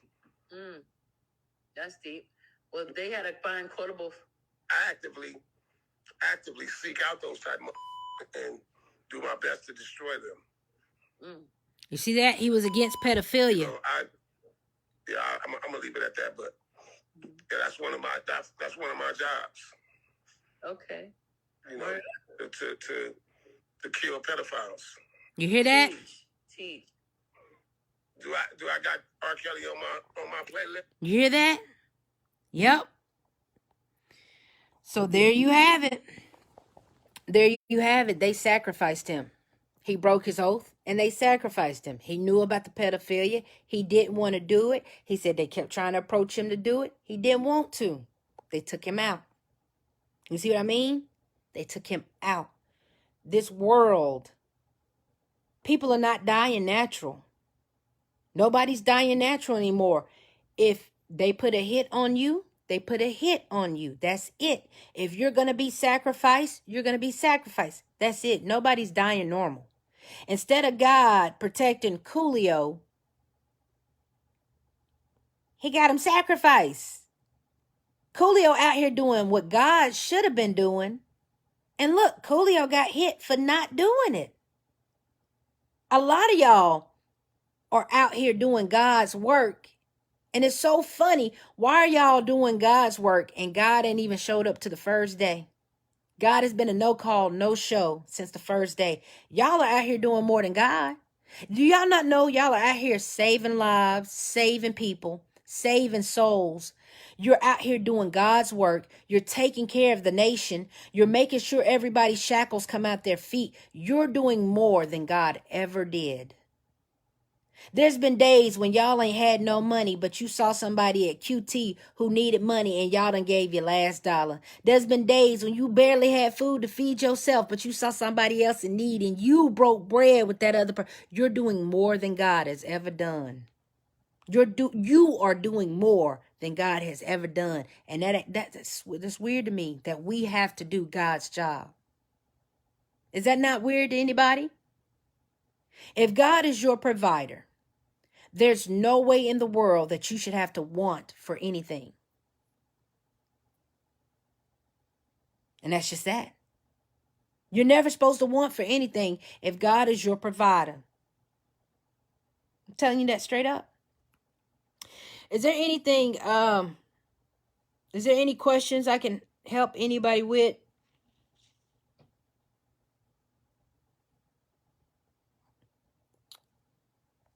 Anybody got any questions I can help anybody with? Yeah, they've been trying to take this video. They've been trying to take this video, baby. They froze the whole video up. They froze the whole video up on me, and then they tried to take it.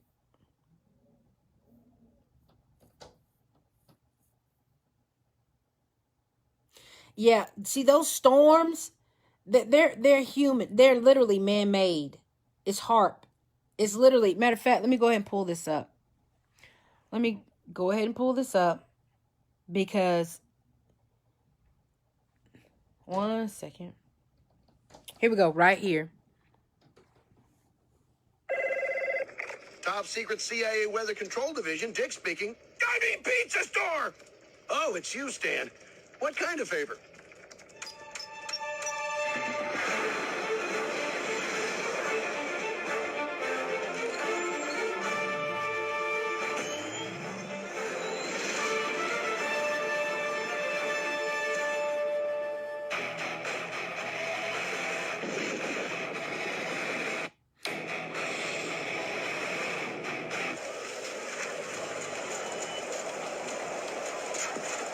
Hello? I received an order to deliver a... I got a call saying my birth mother would meet me at this land... Look. Red, blue, yellow. Look at the colors. Look at the colors. Oh my God. A Category 6 subpolar tornado came. The rarest storm in all of weather. Don't tell us. Tell the viewers.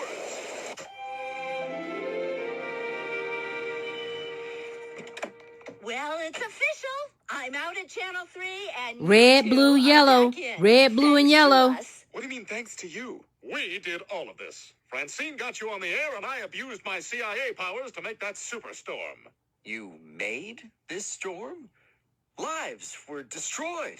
But Greg's life was fixed. Now you've got a new work partner and a new life partner. Now kiss, you two lovebirds, and put some mustard on it. Aren't you straight? Yes, but I'm terrified of these people. They can control the weather.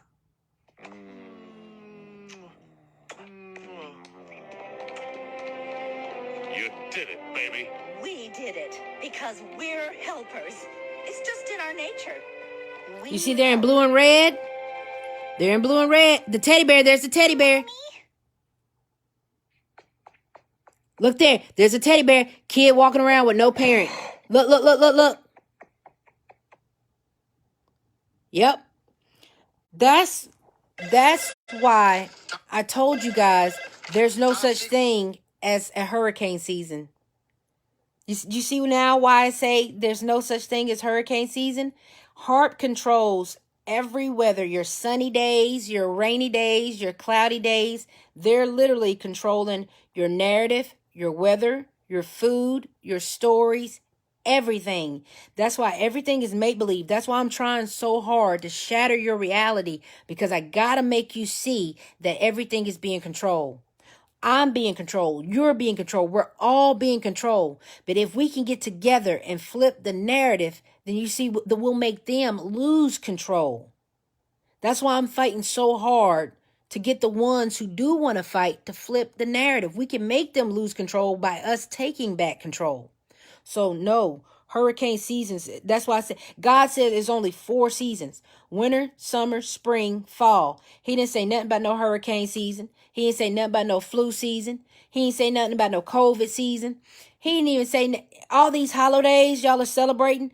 Even in the Bible, God said there are no holidays. You're not even supposed to celebrate Easter. The Bible literally says you're not supposed to celebrate Easter. Where do y'all get celebrating Easter from? This is how you know everything is fake. Everything is fake. That's why I'm telling y'all. I used to be the most devout Christian in the world. I used to be the most devout spiritualist in the world. I used to be the most... There's a moment I got into fucking Islam. There's a moment I got into Islam. I was literally, when I was searching, finding myself, I was literally searching, trying to figure shit out. And I was like, where am I going with this? Where am I going with this? And I hit every religion. And when I hit every religion, I noticed that everybody sounded the same. I noticed that everybody had the same similarities. And I noticed that everybody's story, I was like, how can the English story translate to the Islamic story? How can the Islamic story translate to the Catholic? Every religion is the same. That's the moment I knew. I said, whoa. Nope. Because there's no way in the world that the Judeo-Christian Bible is saying the same shit that the Islamic Bible, two different languages, 2 different tongues, 2 different authors, 2 different all of that. There's no way in the world that everybody religion can be saying the same thing. No way. So that would mean you got, how many nationalities is it? That means there's over like 100 gods. That would be, that's unheard of and that's stupid. No. No. So that's what I'm telling you. It's the Truman Show. It's literally the Truman Show. We're being controlled at every point and turn, and it's just getting ridiculous. It's getting unbearable. It's actually getting unbearable. It's really getting... And then that's why climate control isn't real. You know why climate control isn't real?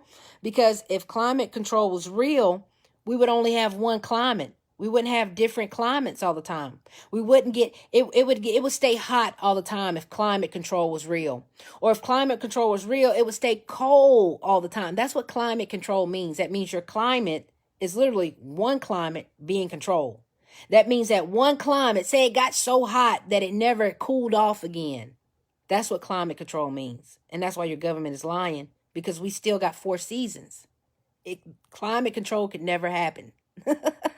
Climate control could literally never happen as long as we got 4 seasons.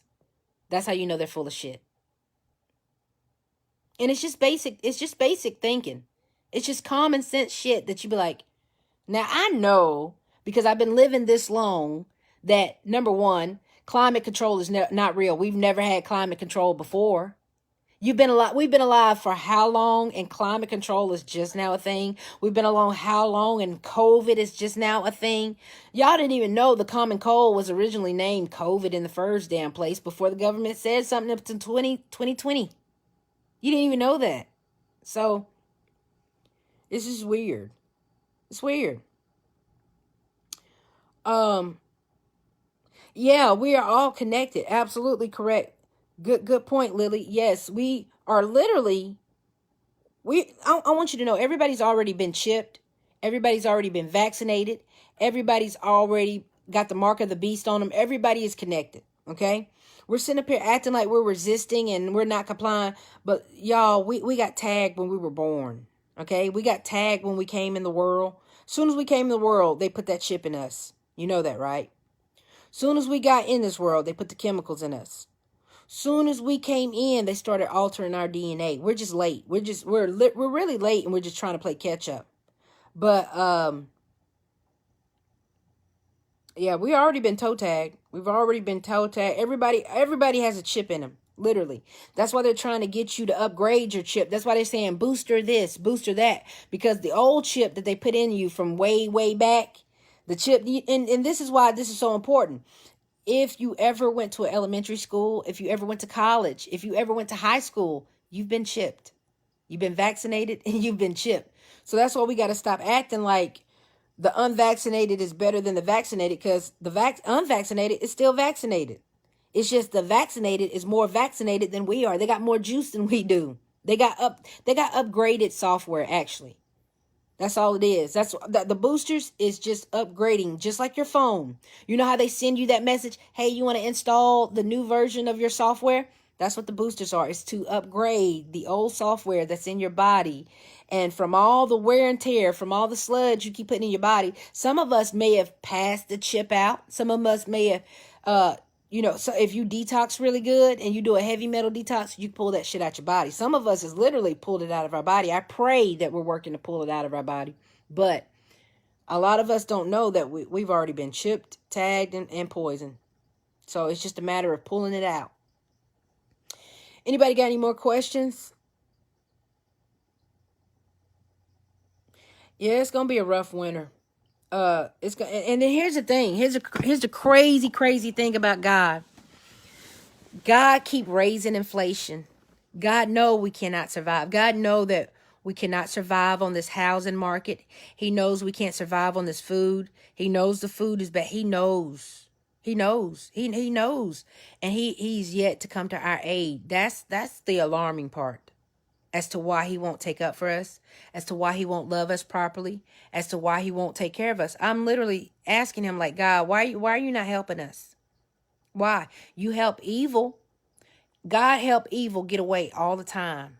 Why do you think so many crimes go unsolved until like 40 years later, or a crime don't even get, how about all the crimes that haven't been solved? What about that? What about the evil people who just get away day after day after day? It gets tiring. It really gets tiring as a good people trying to be good all the time, walking in that light. That's why a lot of people say, fuck it, I'm succumbing to my dark side because there's no point in being good. Especially good people, there's no point system for being good. You're not going to get rewarded. I don't care how good you think you are. I don't care how much even karma ain't, karma is karma. If God wants you to have karma, if God wants you to have money, he would give it to you, but he doesn't. And that's straight up. How many times have you prayed to be rich and he didn't answer that prayer? This is how you know manifestation and free will is not real. If you could manifest, a fat person would never be fat again. If you could manifest, a sick person would never be sick again. If you could manifest, a child would never be raped again. If we could manifest, evil would be dead. Literally, if we had free will to do whatever we wanted, and if we had spiritual magical powers like all people think we do, we will be able to do so much more, and we can't. We cannot. We can't. Why do you think when people get HIV, they can't manifest that shit away? You're going to have to, when you get HIV or AIDS, you got to literally physically pull it out of your body, unless it's not going to come out just you wishing and praying it. Literally. Why do you, prayers literally do not work. You know why prayers do not work? Because God said, I give you your misery, I give you your sorrow, and I give you your joy, and I give you your happiness. What I give you is yours to have. Literally. That's why we have to suffer. We have to suffer because he said, I wanted you to suffer, and you're going to stand on it. He does not come to your aid. He does not release it. He does not make it better. That's why when somebody die, you grieve for so long until you got to say, well, man, I'm tired of grieving. I got to get up. It's on you. It's not on him. You stop your pain. You provide your food. You provide everything that you need. He provides literally nothing. He provides. Why do you think you have to go to work? Because he's not going to give you money. God is not going to give you money to take care of yourself. If you say, look here, God, I think I just want to sit out on being a slave. I don't want to be a slave anymore. I don't want to work for $7.25 anymore. I'm just going to sit this out. You know what God is going to say? Okay. How you going to get that money? How you going to have a house if you don't work for me? If you don't slave for me, you're going to be homeless. You're going to be without. And then I'm going to eventually kill you off. Do you know that? If you're not doing what you're supposed to do, God will kill you off. How fucked up is that?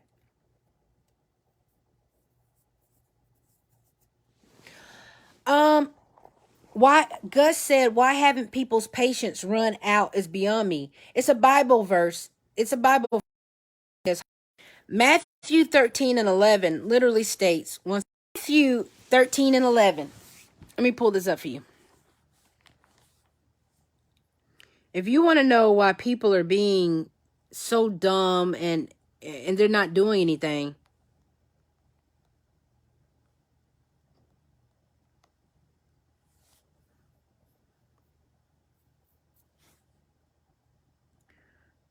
all right.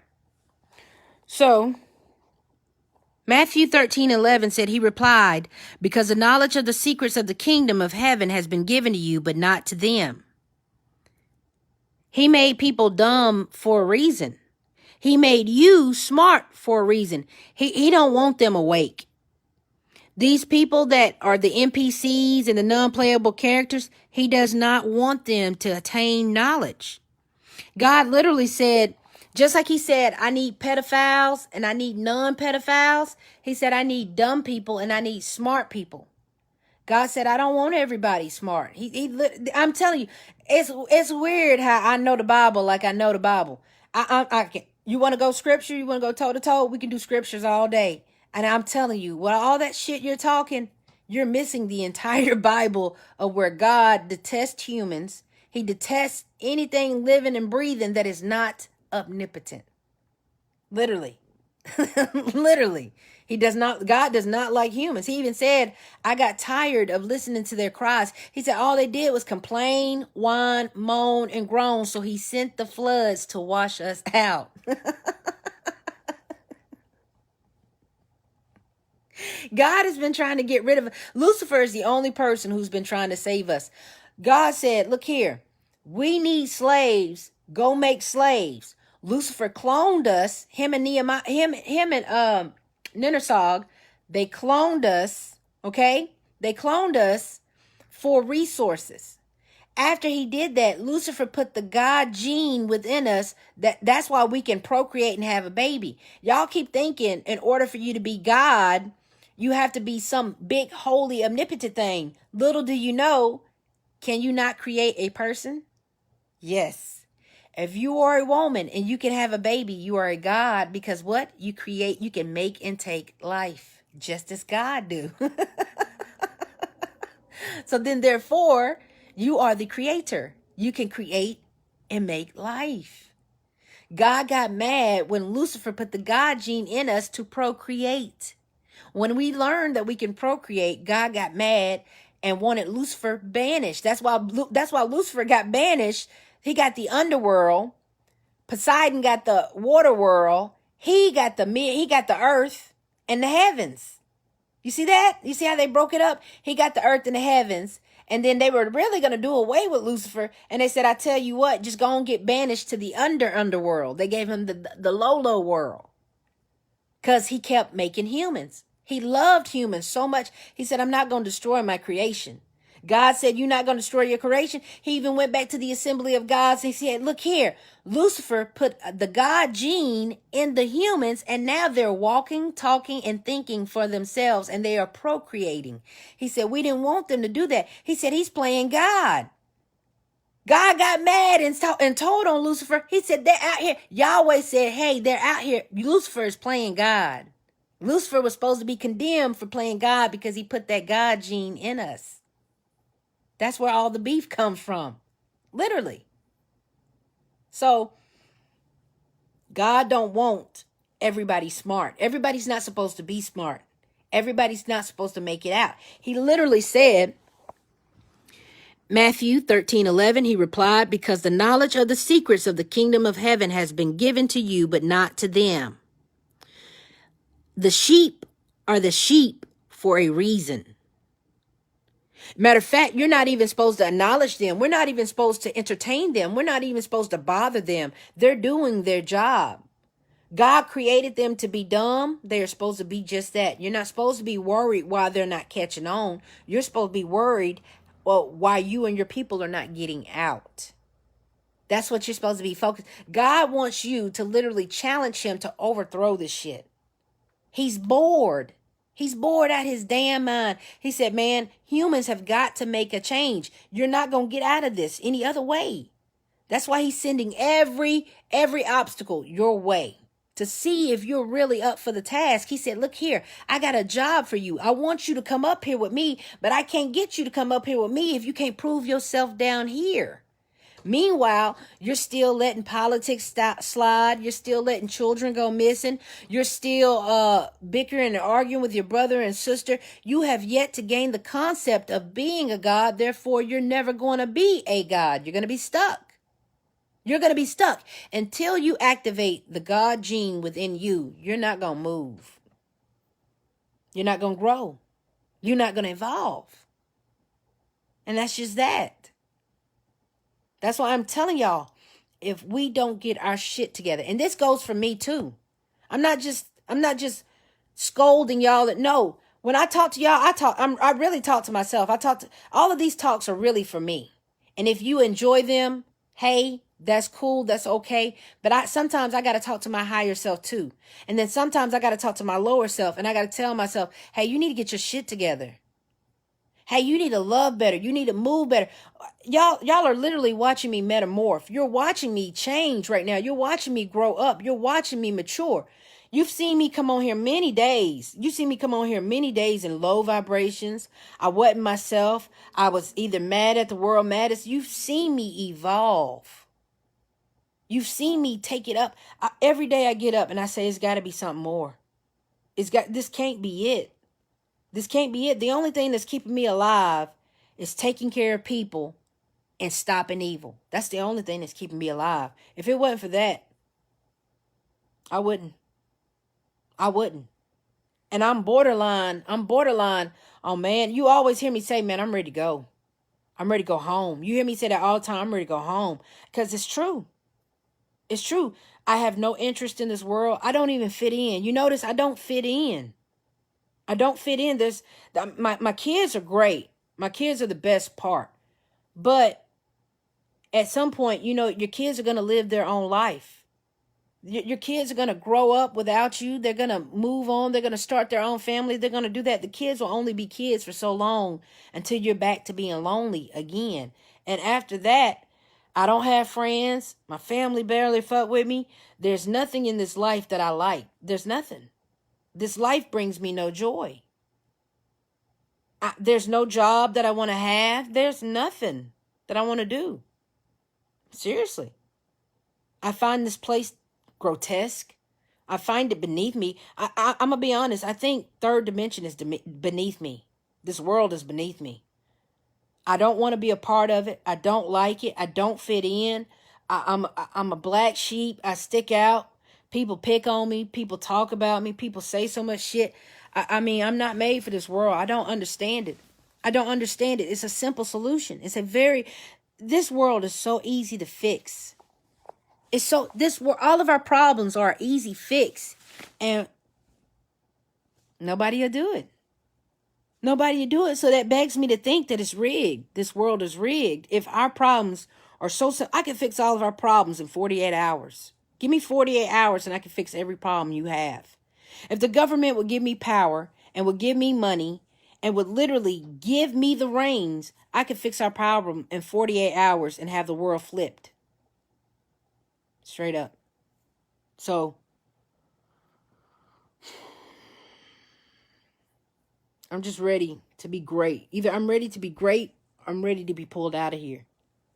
That's it. Because I feel like I'm working towards nothing. I do all these videos for what? For the government to take them. And it's not even the government. It's God taking them. It's God stopping me. And I want to make this correction. Lucifer is not stopping me. My enemies are not stopping me. Witchcraft is not stopping me. The government is not stopping me. The police is not stopping me. The KKK is not stopping me. The Vatican is not stopping me. It's God. God took everything from me. It was God. My problems didn't come. Lucifer ain't never bothered me. And this is what I want y'all to know. Let me tell you something. I love accountability. Anything I've done, I want to bear out my sins. I want to clean my soul. I want to make myself whole. I don't give a fuck. I will tell you everything that I've fucking done just to get right. Okay? So, here's the thing. And all of my life, even when I was in my low vibration, even when I was out there, in the world doing whatever, Lucifer has never bothered me, not one time. You know who's bothered me? God. God has taken everything that I love. He's taken everything that's meant anything to me. And I'm a pretty solid person, okay? I mean, I sin like everybody else. I do the stupid shit. Like, I do the little basic shit like everybody else. I drink, go out, party. And I don't even party no more. I don't even party. I used to be the biggest partier in the world. I used to have a drug problem. I used to have not a drug problem. I was a high functioning partier. If it was at the party, we're going to do it, have fun. Bitch, I got to be working in the morning. I had my ass at work, took care of my bills. I was one of them people, if I didn't have the money to do it, I'm not sucking no dick. I'm not having no sex. I'm paying cash. I'm working for. I was always that type of person. I was never a bad person. Never. So, coming from that lifestyle, defeating every odds. Yo, I had a drug problem at 11 years old. I was an athlete. I was popping pain pills at 11. I used to break. I was so into sports. I would break. I've had every finger broke. I've had my foot broken. My wrist. I snapped my wrist in half. I've had all kind of shit. I was addicted to pain pills at 11 years old. 11. Do you know how hard it is to get rid of a drug addiction at 11? 11 years old on your own. That's how I know y'all are full of shit. When y'all are sitting up here talking about these drugs and stuff. No. If I can beat it and I done been on everything, no, you're full of shit. You just don't want to grow. You don't want to be responsible. You don't want to hold yourself accountable. You don't want to do none of that. You don't want to do nothing. I was homeless at 15. I had a drug addiction at 11. Homeless at 15. My mama kicked me out on the streets. And I did all of that. I went and got 2 jobs. I was in high school. Didn't nobody know I was homeless. Didn't nobody even know I was homeless. So I was in high school, living out my goddamn car. Nobody knew. Went on to graduate college at 19. So I got my shit together. That's how I know y'all are full of shit. You're literally full of shit when it comes to these drugs and when it comes to not being more and not doing all that. Y'all are full of shit. You are. And you just don't want to heal. You don't want to heal. You don't want to do the work. You don't want to do it. So that's why I'm sitting back and I'm just thinking to myself, all the stuff that I've been through, and no matter how good I try to be, I get stopped. No matter how good I try to be, I get stopped. That's why I'm like, yo, I've done it all. I've done it. You name it, I've done it. Wore a t-shirt, blase. I got more experience in everything in this world. That's why I said I don't have any more hobbies to try. The universe is literally telling me, why don't you try this hobby? And it'll turn into your niche. No, bitch. I've tried painting. I've tried drawing. I've tried being a business owner. I've had just about every job. I've been a manager. I've been in the hospital. I've been every job you can ever think of. Well qualified for everything. All kind of degrees, certificates, all that shit. Nothing is clicking. Nothing is clicking. God is keeping money from me. He's keeping this good shit from me. I've been trying to get a job for the last 3 years. Ask yourself why I can't get a job. I hate being lazy. I don't like asking people for money. I will be homeless and you wouldn't even know it. I've been homeless and nobody's ever known it.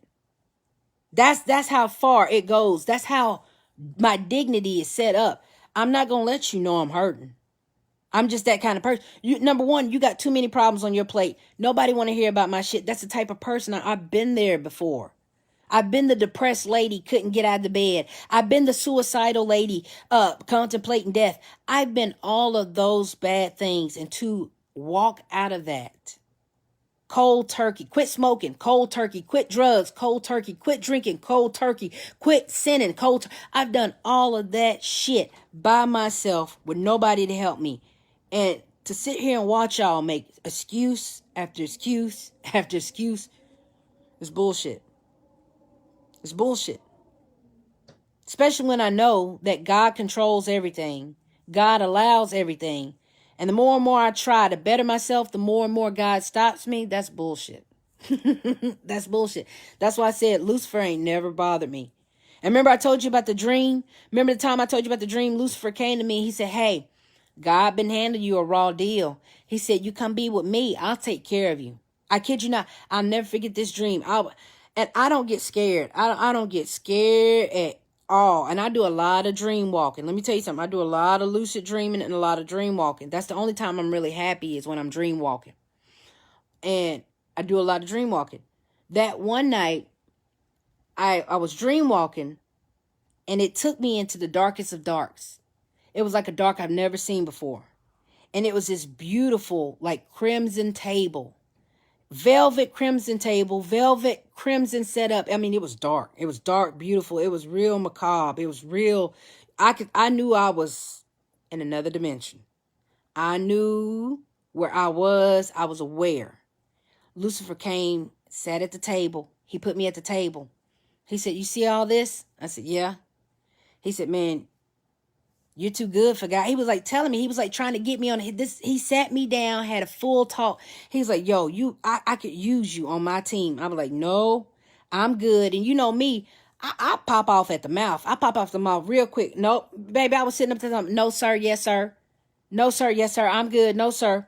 He kept offering me something to eat. I was like, no, sir, I'm good. No, sir, I'm good. He was like, well, why aren't you tired of suffering? I'll never forget that shit. I'll never forget that. He said, aren't you tired of suffering? And when I was praying earlier that day, I was talking to God. I was crying out to God. I said, man, I'm tired of suffering. I'm tired of suffering.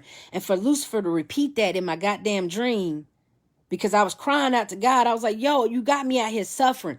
And for him to say, aren't you tired of suffering? I was like, so that means not only God heard my prayers, Lucifer heard my prayers too. Because he repeated verbatim back my prayer to God. He said, aren't you tired of suffering? Bitch, I almost passed out. I almost passed out because he's listening to my prayers just as well as God is. I said, well, no, sir, I'm good. Da-da-da-da-da-da-da. He finally let me go. Like I said, none of my problems has never came to Lucifer. Lucifer, he's been real cool. He been real nice. I done seen him. I done met him. He done talked to me. He stays out the way. He stays out the way. All of my problems come from God. I've been fighting God my whole entire life. Well, God, why did you do that? Well, why did you do this? God, why did you let me get raped? Da-da-da-da this, da-da-da-da-da. My problems ain't came from Lucifer. So what are y'all talking about? Is it accountability? Is it accountability? Because my lower vibrations are never in control. I'm always thinking with my higher head. So I'm thinking, how are y'all encountering Satan or encountering Lucifer? I think a lot of y'all are encountering your karma. Whatever you put out, you get back. And I think a lot of y'all are bad people, delusional bad people, and you're thinking all of this good stuff is supposed to happen to you. But no. You forgot about that time in 1983 when you lied on that girl and said she was looking at your boyfriend and da-da-da. Ain't nobody accounting for their sins. So that's your karma. Your actions are coming back. They're spinning the block on you. Straight the fuck up. And y'all are blaming it on the devil. No, it ain't the devil. It is what you put out. Whatever you put back, whatever you put out, you're going to get back. God literally said, I created your evil. I created your worry. I created your stress. I created your debt. God said it was me. I did those things. And y'all just keep blaming everything on Lucifer when Lucifer is a puppet like we are. Do you know Lucifer has to do what God says? He has no freedom. He has a little bit of freedom. God gave him a little bit of the earth, and that's because they're brothers. They're literally brothers. So he got a little bit of the inheritance. That's it. But other than that, Yahweh has the ultimate power. He has the ultimate say-so. He has the ultimate control. Even Lucifer is under his control. He can only do so much. So y'all are giving him all of this power. Y'all are giving him all of this heat, and it doesn't go to him. You've been misplacing your misactions, your fake ass accountability on something that, what? God said, I gave you that pain, not him. It was him. It was God. So this is weird that I'm watching everybody sitting up here not reading your Bible. Because if you want to go Christian, I'll go Christian with you. If you want to have Bible study, I'll do Bible study. Here's what people don't get about me. I'm the most open-minded person in the world. I love everybody. I accept everybody. I just want to make sure everybody okay. If you need somebody to talk to with about the Bible, I'll do it with you. I understand the Bible better than anybody. You want to learn the Bible? I'll be more than willing to teach you. People think that I hate Christianity or that I hate Christians. I don't. I don't. I came from that. I grew up from that. I was born in that light. My mama pushed that shit in my head so much that she literally made me who I am today. I am like this because of her. She taught me how to see the world. She taught me about the Illuminati. She taught me about all that shit. So she actually made me a better person. Christianity literally slick, low key made me a better person. Because it taught me how to see the evil in everything. It taught me everything. So, no, I don't hate anything. I tell you what I do hate. I hate evil and pedophiles. That's it. That's it. But if you ever need anything or you want to talk about something or say, hey, Crystal, can you explain this to me? Can you break this down? Man, I'm always here. If I ain't busy, absolutely. Hell yeah, I'll help you. Absolutely. Your pastor is not doing what he's supposed to be doing. Okay? And that's just that's the facts. That's the facts. Your pastor is using you, the church is using you, the government is using you, God is using you, everybody is using you but yourself. And that's fucked up. I just think it's fucked up that humans are getting played while the demons are getting slayed. You know what I'm saying? It's weird. This world is backwards. This is why this is the upside down world. Everything is upside down. And it's weirding me out. Every day I get up, this shit is weirding me out because I'm not made for this world. I'm not made for it. I know I ain't. I don't fit in. I don't fit in.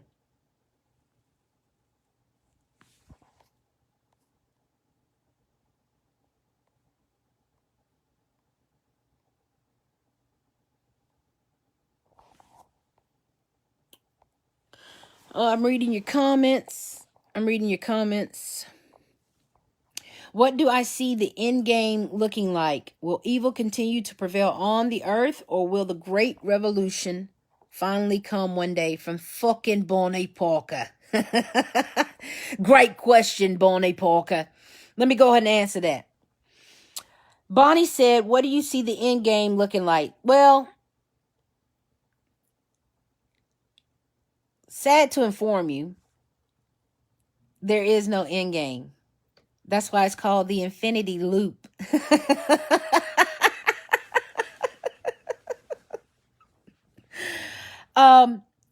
That's why we're on an infinity loop. And that's why we keep being reincarnated, because there's no end game. No one's coming to save you. There's no great revolution unless we do it.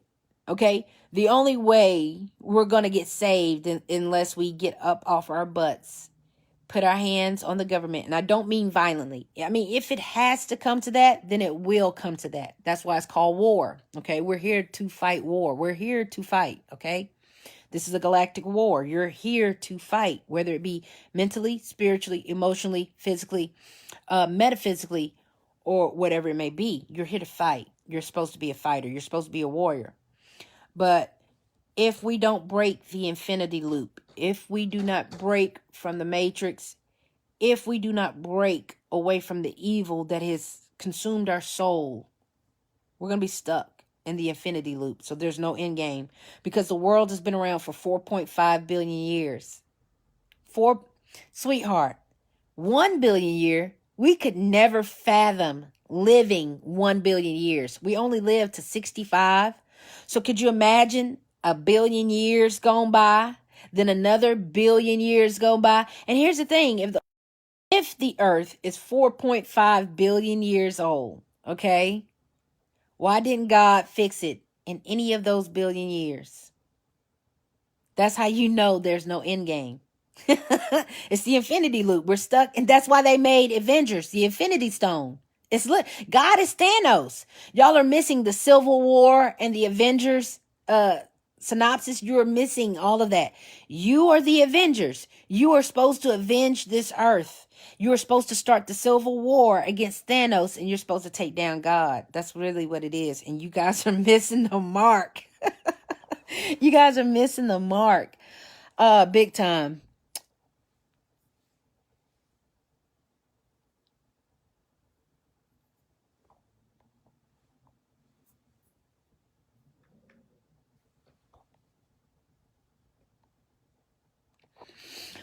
Tiffany Davis wants me to talk about this winter. This winter, the God, okay, well, let me tell you what God has on the itinerary for this winter.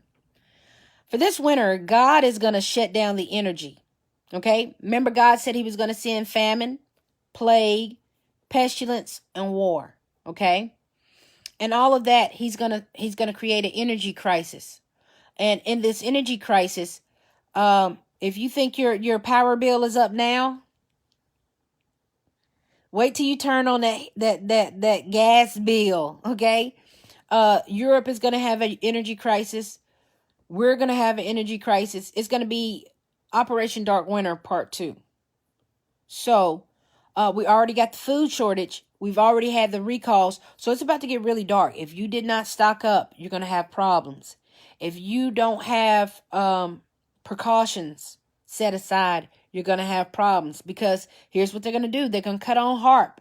They're going to cut on that weather, and they're going to make things bad. And then they're going to turn up those heat. They're going to turn up the thermostat. We live in a biodome, okay? We live in an ecosystem, literally a biodome. We have a cap. We live under the dome. Have you ever seen the show Under the Dome that Steven Spielberg created? Stephen King created. So under the dome is the firmament that God created. And it's just like a snow globe. So all they're doing is cutting up the thermostat. And this winter, they're going to do just that. They're going to cause an energy crisis. Okay?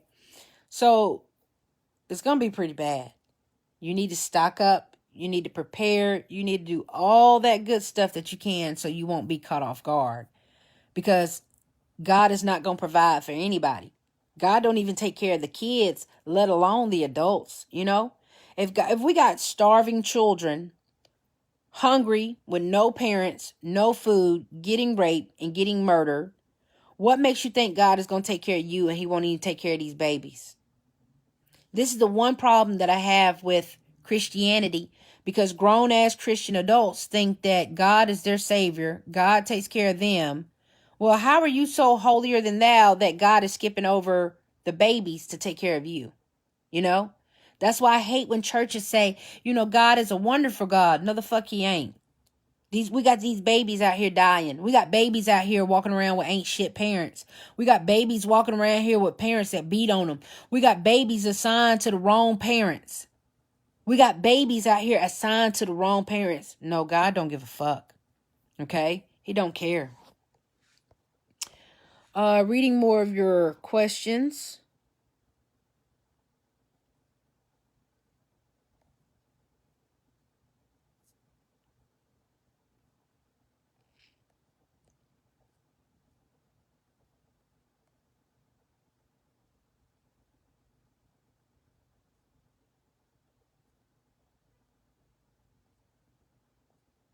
Is this our last winter? No. This, like I said, it's the infinity loop. Here's the thing about humans. God needs you more than you need him, because he can't feed without energy. Gods eat energy. Humans are energy. You are the light, the truth, and the way. Without phosphorus in your body, do you know that you would not exist? That's why Lucifer, morning star, is literally phosphorus. He's the light bearer. And when he created you, the number one elements in our body is carbon, hydrogen, oxygen. Every element is in our body. But the number 5 elements that you can't live without, phosphorus. If you have phosphorus outside of your body, you're dead. Okay? That's why Lucifer is the light. Phosphorus, literally. This is why this is all pieced together. Half of y'all are not even the child of God. Half of y'all are the children of Lucifer, the light bringer.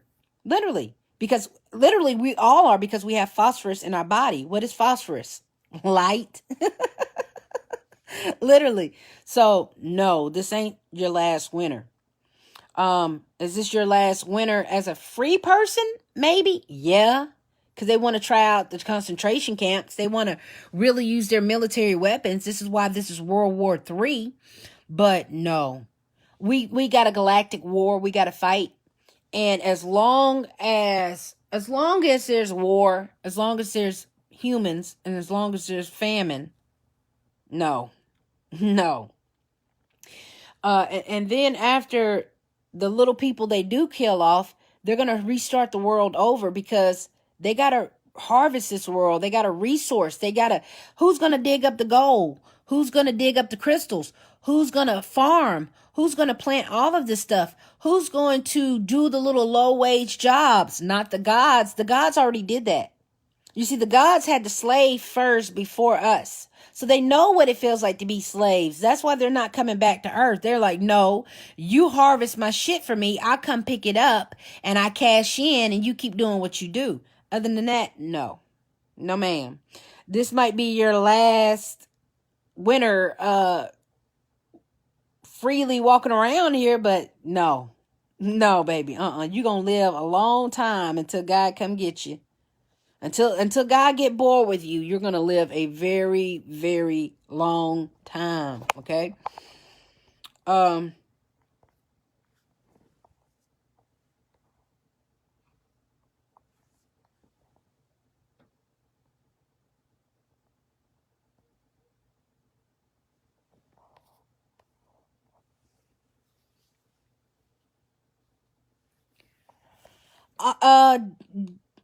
Decent wants to know if autism is caused by vaccines or is it a gene thing? Autism is man-made. It's not genetic. Autism is a chemical poisoning. You got too many chemicals in your body. Autism is just like dementia and Alzheimer's. It's just a chemical overload. Okay? Matter of fact, if you take too much Tylenol, you can get autism. Did you know that? If you take too much Tylenol, you can literally get autism because it's a chemical overload. It's not genetic. The only thing that's genetic is like a mutation. You can have a genetic mutation. Retardation. When you're missing a chromosome, that's genetic. That's the only genetic defect. Or like red hair. Red hair is a genetic defect. Light eyes are a genetic defect. But all of these man-made illnesses, no. And it's just because we got a lot of chemicals in our body. If your child has autism, that means you vaccinated when you were pregnant. If your kid comes out with autism, that means you had so many chemicals in your body that you passed it on to your kid. So now your kid is coming out chemically overloaded and he needs a detox. That's why every day we get up, we got a detox. Literally.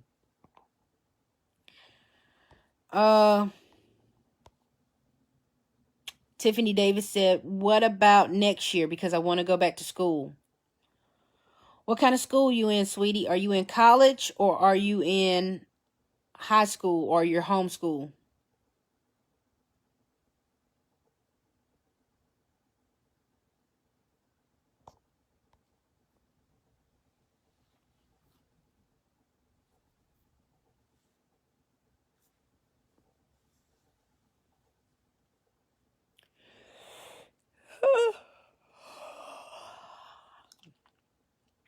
No, I don't believe the Anunnaki are coming.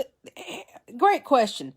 Tiffany said, so damn, are the Anunnaki coming back? No, ain't nobody coming back. And here's the thing. The Anunnaki already been here. The Anunnaki are here now. They're here now and they ain't done shit. They're not going to do shit. All they're going to do is keep killing you off. That's it. Y'all need to know that it's just a bunch of aliens and demons. Okay? It's just a bunch of aliens and demons killing us off. That's it. And they need us. Here's the thing. They need us because they got to do soul transference. Okay? They can't, in the third dimension, you need a meat suit. Your meat suit is like when an astronaut goes into space. Okay? The only way you can stay on this world is if you have that elemental carbon makeup of what the DNA consists of. You have the oxygen, hydrogen, carbon, all the things that we are made of. Matter, atoms, cells, and all that.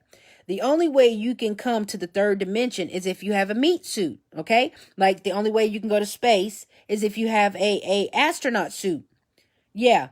So the angels and demons who are spirits just like you and I, okay? We're all spirits. We're all orbs of light, okay?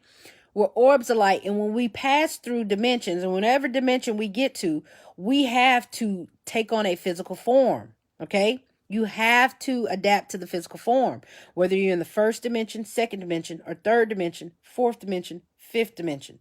That's why when you leave this dimension, you can't keep your meat suit. You can't keep this vessel, because when you go through another dimension, which is the fourth dimension, that area, I've been there. I've been to the fourth, fifth, sixth. I've been to heaven. I've been all over. When you go through these other dimensions, you look like a hologram. You don't even look like yourself. Let me tell you, I'll never forget the first time that I saw myself in another dimension. You kind of look like, have you ever seen a holographic picture?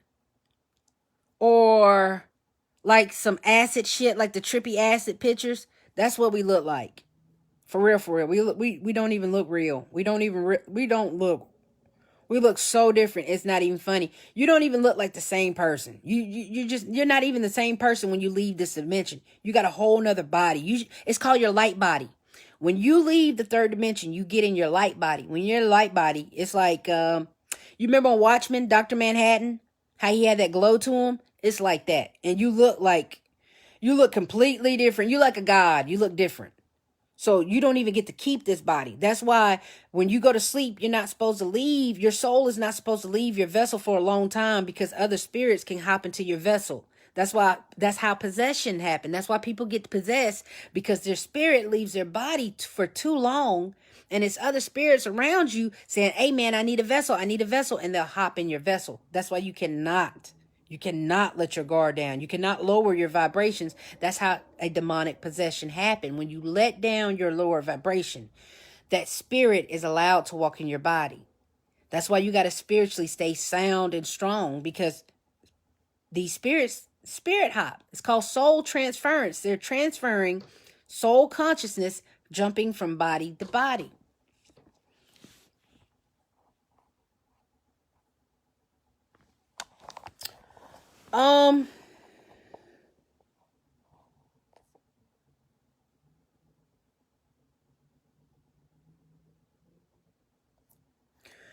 Here's the thing about school. School is completely, I'm in school now, and it's completely indoctrination. I mean, I'm literally doing everything that I can not to drop out, okay? But I know in order to play this game called life, you know what you got to do? You got to play the game, okay? If you want a better job, you're going to have to go sit down, get indoctrinated for at least 2 years to make the better check. All you're just doing is just getting certified to do shit on earth. That's the way I try to see it. Get certified to do shit on earth, and that's it. But other than that, it's worthless. It's really worthless. If I want to be a scientist, I'm going to finish my scientist degree. After I become a scientist, get my own lab so I can fucking do what I need to do. It's going to be over with. It's literally going to be over with. And I get it. I got to be certified in a lot of shit. And all I'm doing is just finishing up my degree in the lab. That's all I'm doing, is just finishing up my degree. But I get it. Yeah, it sucks. But if you don't want to stay at $7.25 an hour, or like me, I don't want to stay at $25 an hour. I need more. I got to have more. I'm ready to move to $50 an hour. In order to do that, you got to play the game. It's kind of like Monopoly. You got to play the game of life. Okay. In order to survive and live, you got to play the game of life. So that's the sucky part about it.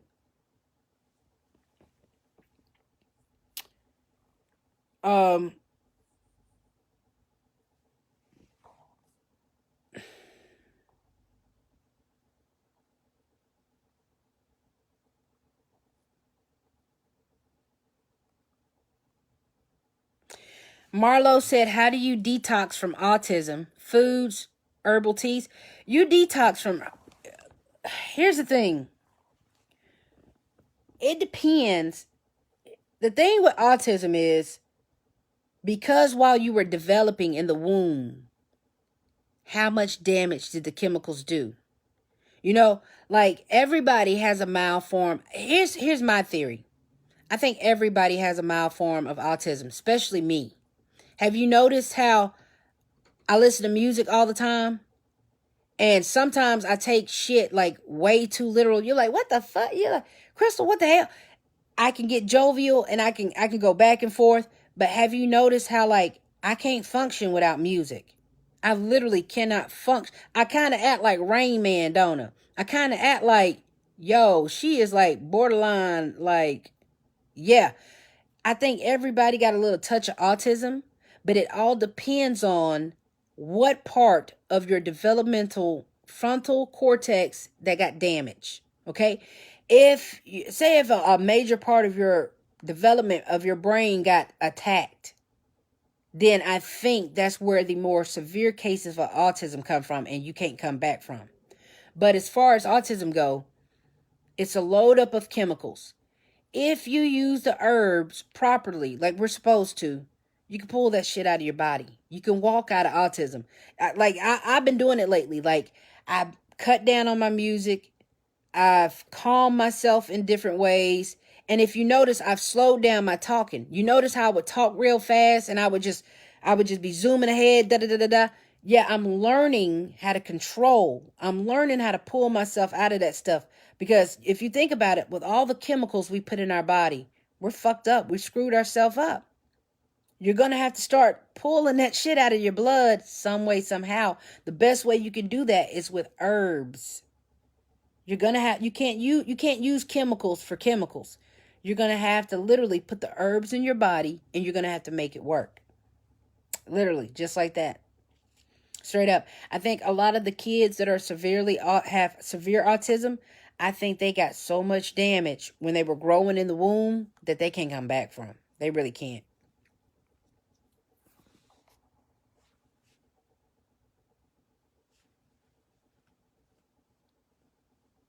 Yeah, I would really,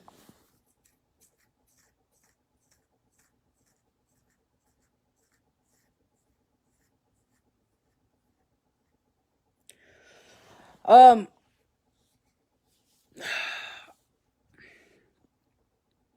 if autism was lack of oxygen to the brain, do you know how many people stop breathing every day?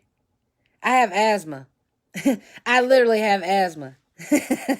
Autism is not from the lack of oxygen to the brain. Number one, if you had lack of oxygen to the brain, you'd be dead. You wouldn't even be living.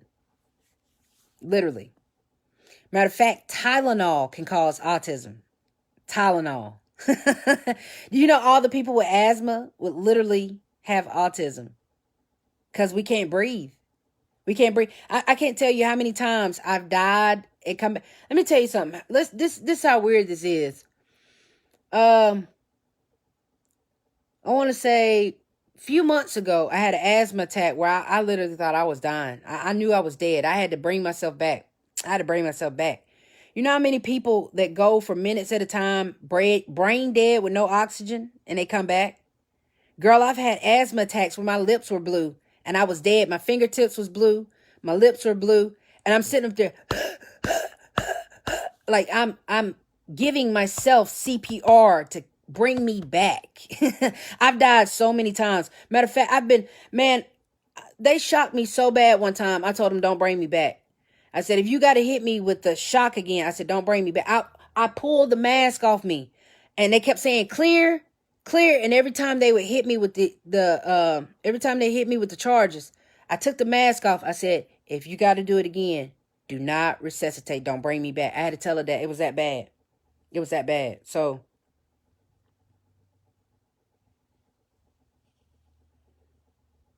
yeah. Look here, check this out. Yeah, and I'm always short of breath. Literally.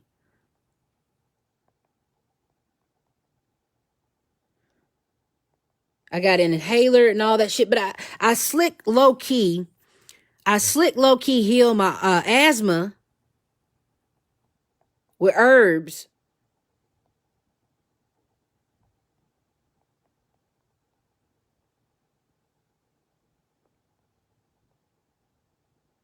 See? Evidence. The U.S. autism epidemic is initiated by what? Tylenol. So no. No. Autism is not caused by the lack of oxygen, sweetheart. No, baby. No. It is a chemical. It is literally a chemical. Look here. Evidence in the United States autism epidemic initiated by Tylenol. It's aggravated by oral antibiotic and augmentin, and now exponentially by herbicide glyphosate. Yeah, baby, that's a chemical. That is a chemical induction. Literally. So, no. Autism isn't caused by oxygen being cut off by the brain.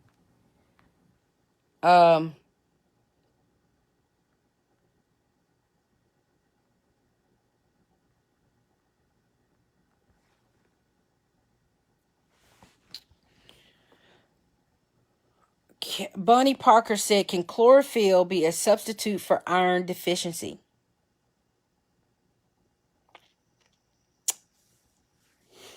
Chlorophyll does a lot of things. But iron, I don't think, hold on, let me check. I don't think chlorophyll has enough iron in it for you to replace it as, hold on.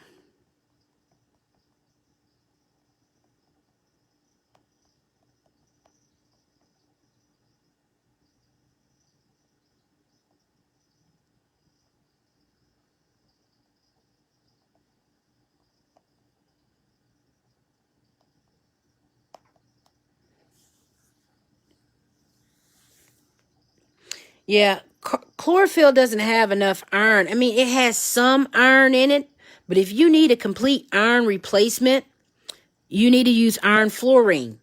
Most people don't know that iron fluorine is the perfect iron substitute, okay? Don't get me wrong, it has a good bit of iron in it, but I wouldn't use it as a complete iron substitute. You need iron fluorine. Iron fluorine is better than iron pills and all of that good stuff. Yeah, I mean, yes, it's going to contribute to iron, but if you want to get a full thingy, iron fluorine. Iron fluorine is vital to the body. They got us taking these iron pills. The iron pills don't even work. Iron pills are a fluke. Iron pills will constipate you, make your stomach hurt, all that bullshit. Iron fluorine is literally what you're supposed to have to replace that. Literally. So, you can use chlorine as well. I mean, you can use chlorophyll as well, but as a standalone, no, not as a standalone. I just wouldn't, especially if you're anemic and you need to get your shit back up real quick. I would be on iron fluorine if I were you. So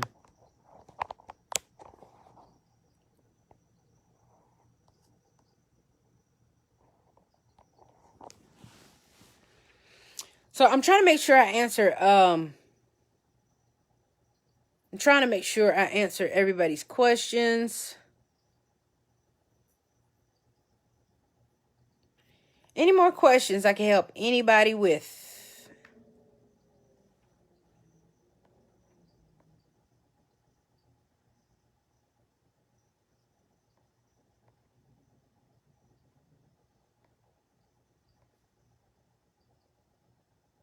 And then, Tiffany, going back to your question about the Anunnakis. Number one, the Anunnakis never left. Them fools never left. They're actually living underground. They're underground. They're living in the mountains. They're living in hideouts. They're actually living between the veil. So they never left. They never left. They're always watching. Matter of fact, they're in the White House. They're in politics. The fallen angels. I seriously think the fallen angels are the 200 congressmen in politics. The fallen angels, I believe, are right there in our government.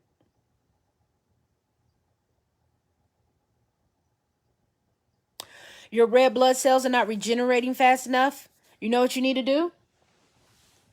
Soursop. Soursop. If your red blood cells are not regenerating fast enough, You need to take soursop every day, because you know what it does? It cleans out your cell. It cleans out your cells. It cleans out all the radicals and the radiation out of your cell, and it rebuilds. It literally rebuilds, because soursop has oxygen in it. If you're trying to rebuild your red blood cells, you need to have oxygen-based things that's going to pump back into your blood. That's what you miss. And circulation. Circulation is a problem. So if you're trying to rebuild your blood, get your blood moving. Do soursop, because it's going to clean out your cells for you. And I got another herb. I wish you'd have told me that. I would have sent you that herb. I got another herb that will really hook you up as well. Soursop, chlorophyll, and oh my God, what is that freaking herb? Girl, let me think about it. That really rebuilds your red blood cells for you. I'll think about it and I'll tell you. But yes, it's a good blood rebuilder. It's a real good blood rebuilder. And do you know, if you could just get 1% of pure oxygen in your blood, it would literally bring your red blood cells back to life. Literally. Yellow dock is just a blood purifier. Yellow dock is for like cleaning your blood out. It's when I say clean your blood out, it's not like soursop. Soursop goes in, say if like you got the vaccine, soursop goes into your red blood cell. Let me show you what soursop does.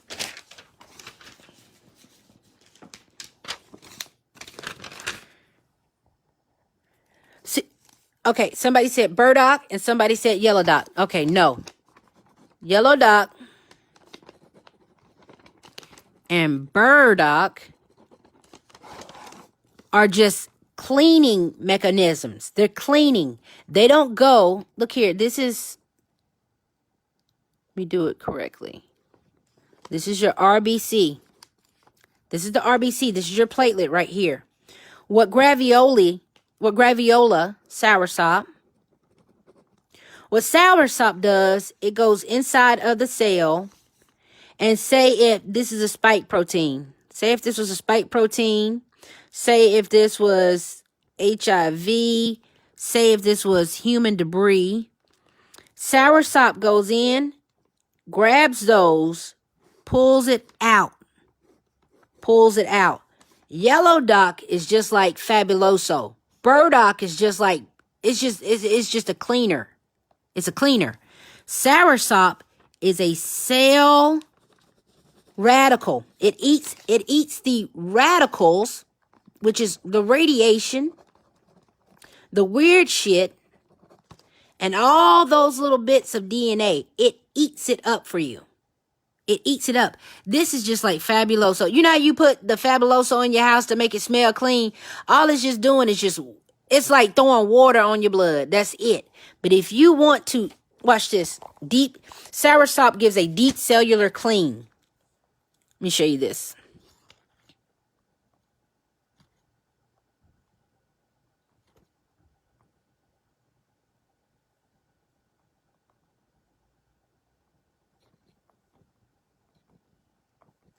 Soursop kills the radicals in your blood. Burdock and yellow root just cleans it out. It just washes it rinses. It's like yellow dock and burdock is a rinse. It's like a blood rinse. That's it. But if you want to clean out your blood cells, your white blood cells, and pull that gunk out, soursop.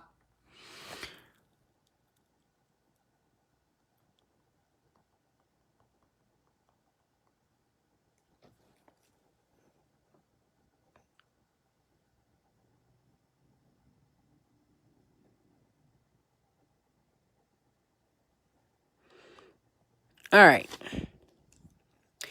And this is why soursop is important, because it has oxygen in it. Remember, I just told you, I said, man, if you can get 1% of real oxygen in your body, it would literally restore and rebuild your red blood cells for you. Literally. So let me go ahead and show you this. Look here. It treats cancer. Look here. It treats cancer. Yellow dock and burdock don't treat cancer. All it does is just like, I'm telling you, it's purifier. It just cleans your blood out. It just flushes. It's like a flush. Yep, that's a perfect word. It's just a good flush. That's it. It's just a good flush. But it pulls out cancer cells. It literally pulls out cancer cells. So come over here. See, it contains many natural compounds like linoleic acid, genistic acid, and anacatecin and annonacin. These compounds increase the metabolism rate in our bodies.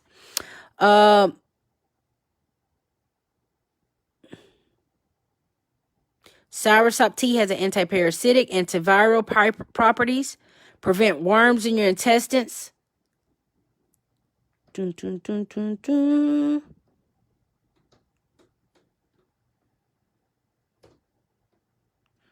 See this? It literally pulls cancer out of your blood cells. Literally. Now, don't get me wrong. Yellow dot, if I wanted to clean out my organs, this is it. When you want to clean out, say if you want to clean out your liver, your heart, your lungs, and all that stuff, baby, yellow dot. All damn day. Burdock root. All damn day. That's it. That's it right there. You want to clean your organs? Them too. If you want to pull the gunk and the junk out, now soursop is where it's at because it's an oxidative. Okay? You need that oxygen. Oxygen is the RBC best friend. Oxygen, what does oxygen and blood do when they get together? They're happy. They love each other. What's the number one thing that keep us alive? Without oxygen, we won't live. Without oxygen, we won't live. That's why your blood goes black, because as soon as that blood hit the air, it's losing oxygen. And what we're trying to do is restore the oxygen. That's why that soursop is going to clean you out way better than yellow dock and burdock root. And trust me, I know. I got over 200 herbs.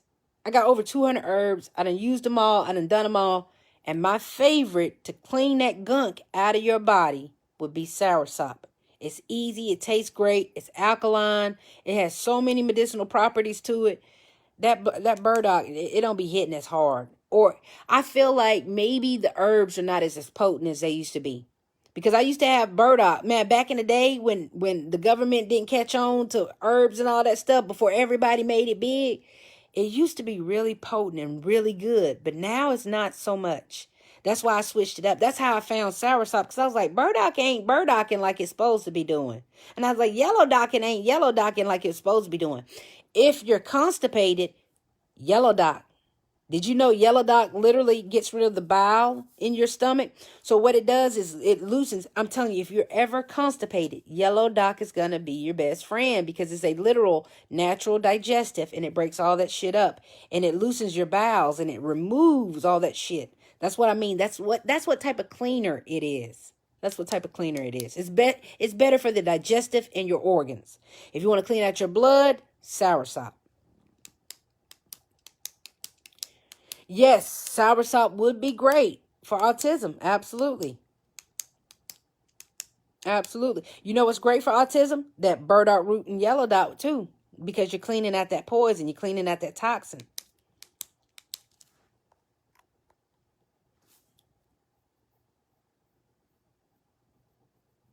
Yeah, Bunny, I got you, boo. I got you.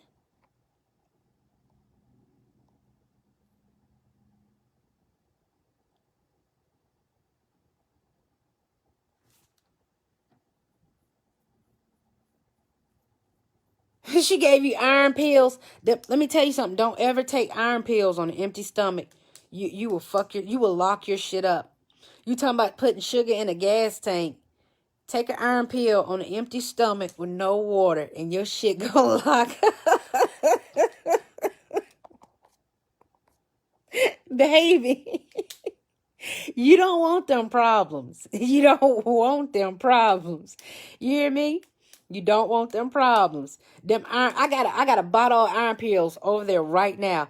I keep forgetting to throw them bitches away. As soon as I get a chance, I'ma chuck them. As soon as I get a chance, I'ma chuck them. Any more questions I can help you guys with today?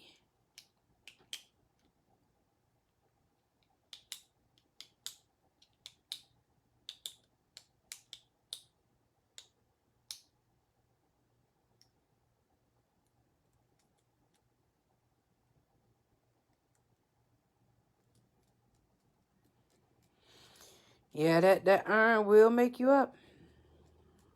That's good, Peter. That's real good. That you make your own protein powder. That's real good. What you using for your protein base? Is it plant-based protein?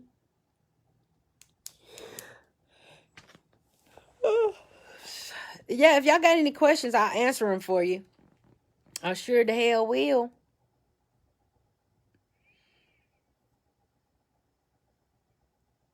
That's good, Peter. I'm proud of you. Keep it up, buddy. Keep it up. Do you feel like you lack protein? Because protein is literally in everything. Protein is in every... I feel like, ooh, you use pea powder? Okay, I hate peas. But that's... Ooh, I hate peas. Oh, I hate peas. I hate peas, but I feel you, brother. I feel you. I hate peas. I hate peas. Ew. Ew, ew, ew. And I'll eat anything. I'm really good about eating anything. 2 things I will not, 3 things I won't eat. Peas, peanut butter, and tomatoes. Mm-mm. Mm-mm. No. Number 1, peas and tomatoes are made from a lab. Never forget that shit. They're not even real. Okay? Literally. Peanut butter is so goddamn disgusting. It's nasty. I don't even know how y'all eating peanut butter. That's and it's so much work to eat peanut butter, man. That shit is disgusting. Tony said what is good for severe eczema. You're going to be shocked about this, okay? Let's talk about this. You're going to be so shocked about eczema. Eczema is not eczema is not a disease. Eczema is not a big thing. The reason why we get eczema is because our diet is poor. When you get eczema, that means your body is at the limit saying, hey, guy, your blood is so toxic. It's saying you've put so much meat, you put so much sugar, you put so much cholesterol, you put so much oils, you put so much salt into your bloodstream that you're having an overload and your body can't take it no more. And remember, the skin is the biggest organ on our body. So whatever you put in your body, it has to come out. So if you've been eating meat, like this is for real. I can't eat meat for a week. If I eat meat for more than 2 weeks, it makes me sick. I get eczema. My skin start flaring up. I start breaking out. I look nasty, horrible, disgusting. You'll be like, what the fuck is going on with you? When I eat meat, I get sick. When I eat meat, I get the flu. When I eat meat, my asthma come on. I get deathly sick. You be like, what the fuck? Yes. Yes. It is the food that you are eating. So if you're not cleaning out your blood, if you're not cleaning out your body, all of that you've been building up with all of that time, especially if you haven't had a good number 2. If you ain't had a good number 2, you got the bacteria sitting in the bottom of your gut that's brewing. And remember, your blood produces your urine. Your blood produces your sweat. Your blood produces everything. So everything that you put in your body has to come out of your body. And if your sweat glands are blocked and you're not sweating properly, you're holding in the steak from last month. You're holding in the meal from last month. You're holding in the Super Bowl food from the last year. When you got a big old gut, a lot of people are not fat. They're just holding on all the food that they never got rid of. And it's just been sitting in your body building up. So that's where eczema comes from. If you purify your blood, you'll never have eczema. Did you know that? It's literally the things that you're eating that's giving you eczema. So cut out the acidic food. When your food is acidic, your blood is acidic. So you're literally you're creating the eczema. Because it's got to escape somehow. So what it's going to do, it's going to come up on your skin. It's literally all the food you eat trying to come out.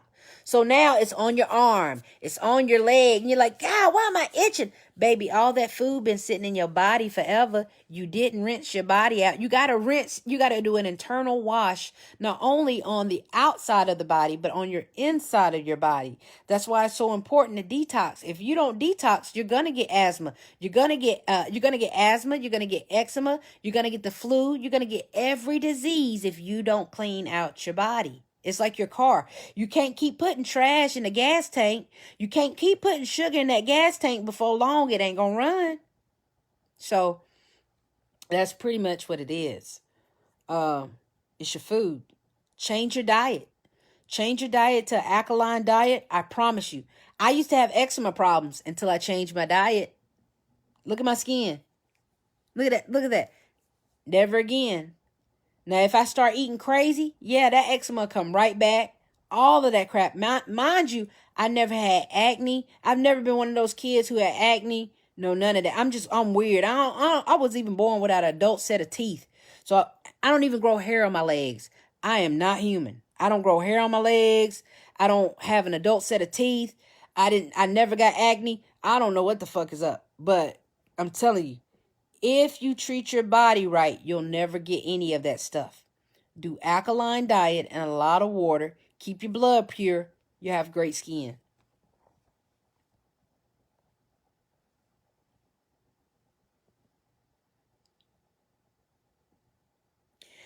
You purify your blood with chlorophyll, yellow dock, burdock, soursop, nettle, neem. And it's one herb. Oh, Irish sea moss. If you want to lose weight, Irish sea moss. You want to restore all of the minerals in your body, Irish sea moss. You want to get rid of the mucus on your body, Irish sea moss. If you got acne and eczema, Irish sea moss. Straight up. It's 2 herbs. It's 3 herbs I cannot live without. Chlorophyll, pau d'arco, and soursop. I'm telling you, that should be in everybody's cabinet. That should be mandatory. In your cabinet, you should always have chlorophyll, soursop, pau d'arco, and Irish sea moss. Those 4 things you should always have. And clove and cayenne pepper. Those herbs, I don't go nowhere without them. I cannot function without them. My body was shut down without it. Let me tell you something. If it wasn't for them damn Irish sea moss pills, I would have so much fluid on my lungs and all that kind of crazy shit. If it wasn't for those remedies, I'd be dead. I would really be dead.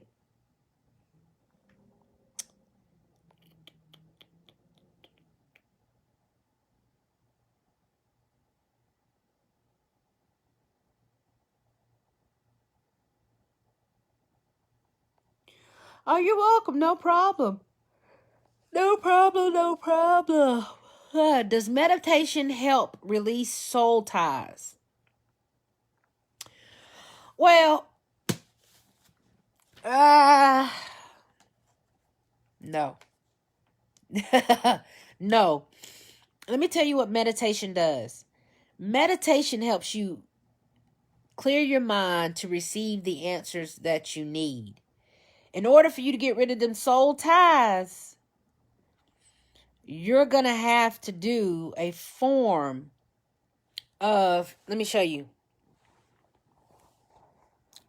If you got soul ties,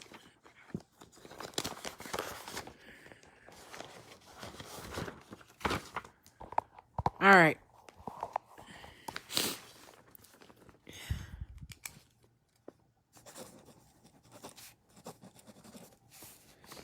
All right. If you got soul ties, that means you have a what? You have a soul contract. You are binded.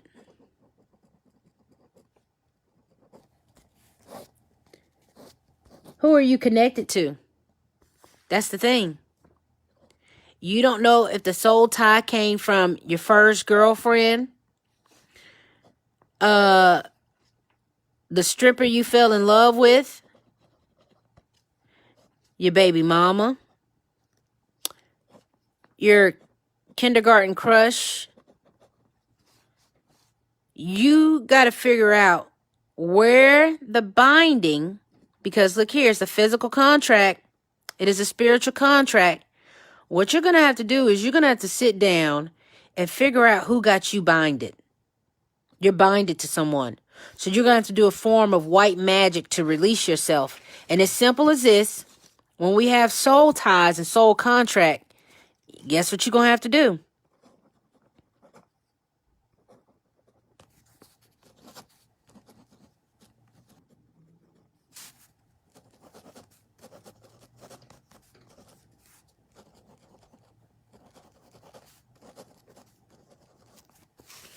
Baby, you're going to have to literally write up a contract to release that soul tie. After you write up your contract and you figure out, you're going to have to figure out who got you bonded. Soul contracts and soul ties are just a personal form of binding. It's like a personal form of magic. You got to figure out who got you tied. Somebody got you tied. And you're going to have to figure out who it is. Where and it's either trauma bonding coming from who hurt you.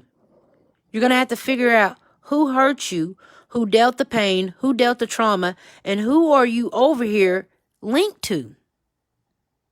You're going to have to do it. So when you sit down and you figure this stuff out, you write up the contract. When you get done with the contract, you're going to have to literally burn it. Because that's that contract. You're going to have to do the work. And this is what we call shadow work. You're working on your inner self. Somebody's either attached to you or you're attached to them. Whatever you're not letting go, baby, you have to put that on paper and burn it. If you don't know where it's coming from and you can't remember where it's coming from, oh yeah, baby, you're going to have to draw that contract up and you're going to have to write it down and burn it to get rid of it, to be honest. Because ain't enough meditation in the world going to make that shit go away until you figure out where it came from. It's a contract. And here's what people don't know. Verbal contracts are just as bad as written contracts. Sexual contracts, because when you exchange of sexual energy, that's a contract. When you lay down with people, you saying, okay, we're about to get in this contract together. This is what I require from you. This is what you got to do. They can say, okay, yeah, I can get you off. I can do this. I can do that. I can be this. I can be that. What you don't know is y'all are binding a contract. It's a verbal binding contract. Literally. Why do you think when you dick down a girl so good, she come back to you and she start acting crazy because you put in that contract that, yo, I'm about to blow your back out. I'm about to treat you right. She said, no, you talking all that shit. You talking all that shit. Okay, I'm about to show you. You say, okay, I'm about to show you. You just wrote up that's why you got to be mindful of what you say.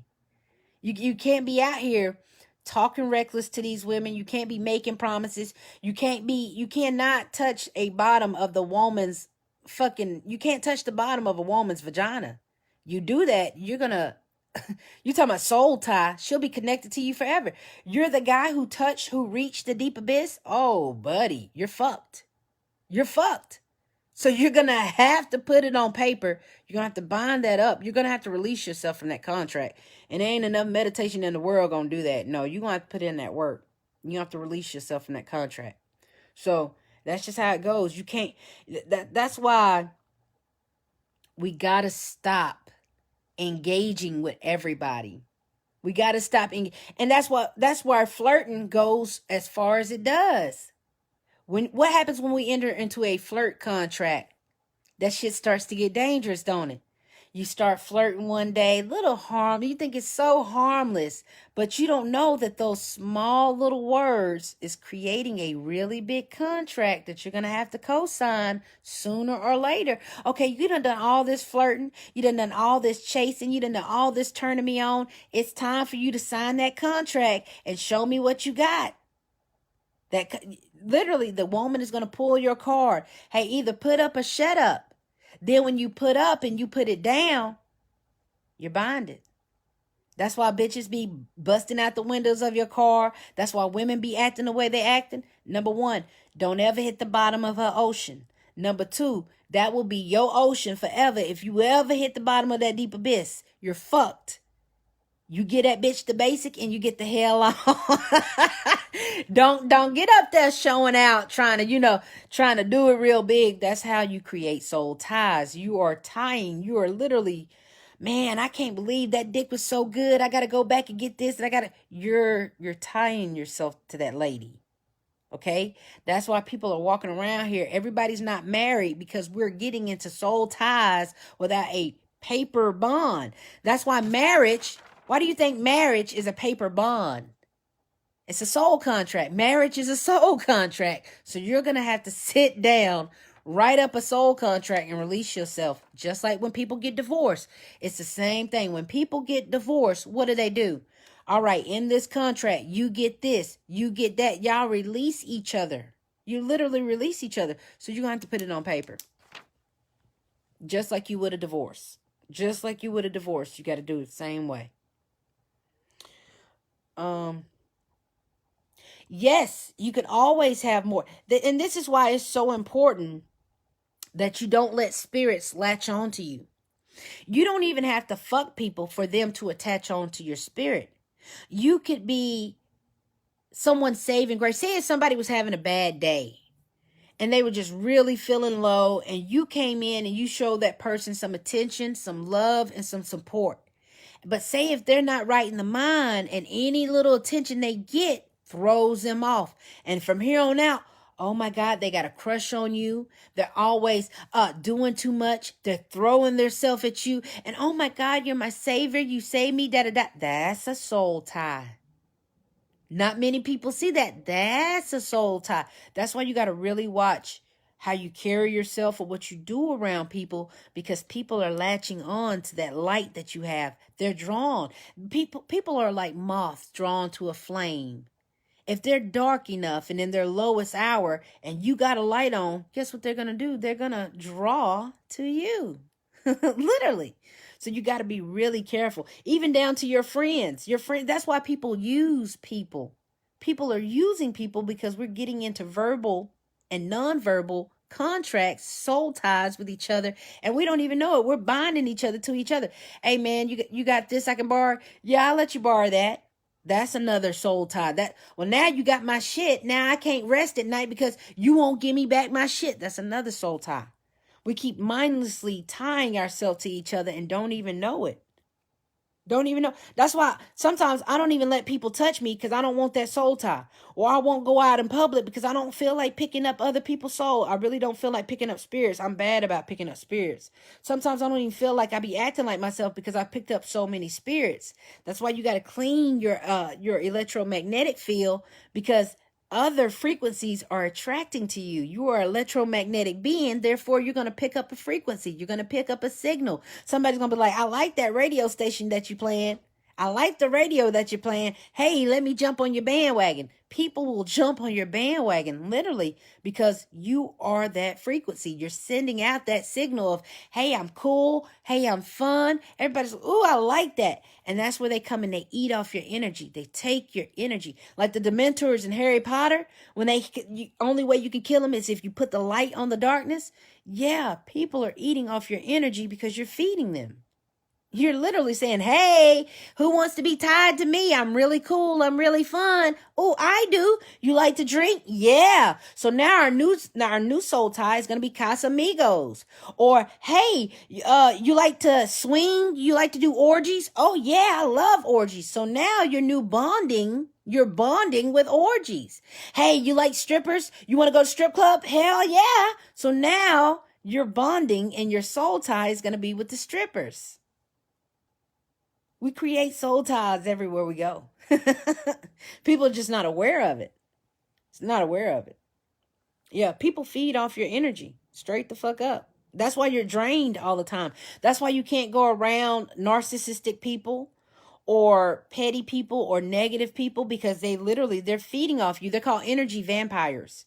So it's energy vampires that get attached to these soul contracts, and they get attached to these soul ties, and you're fucked. Half of y'all don't even know you got a soul tie because you don't know that you've been attracting people all day, and you're wondering why you're so tired. If you're wondering why you're so tired all the time, you got a soul tie that you don't know about, and they're just literally feeding off your energy, draining you, literally. That's why you got to protect yourself. You literally got to protect your aura, protect your energy. You got to do all of that stuff. You're walking around here with a soul tie and don't even know it. Somebody is clinging to your energy because you brought them light. You gave them power. You're literally giving your power away. That's what it is.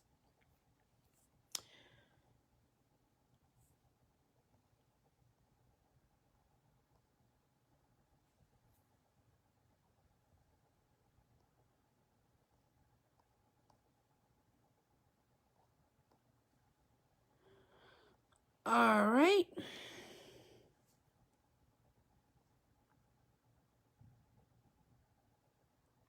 Bonnie Parker wants to know, do herbs expire? Yes and no. Okay? Yes and no. To a certain extent. Check this out. Herbs lose their potency. How about that? They don't expire, but they just get a little weak. They lose their potency. So, yeah, let me tell you something.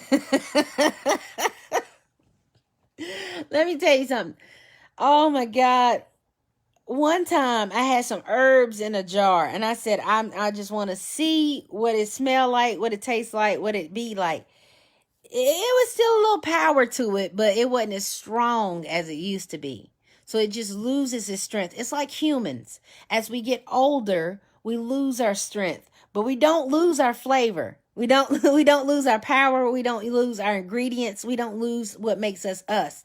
We just get a little bit weakened. We just lose the potency of how we used to be. You remember how when we're so young, we're young whippersnappers, but as we get older, we don't like noise. We don't like to be bothered. And we start to weaken a bit. We start to soften a bit. So herbs are like people. We lose our potency to a certain extent.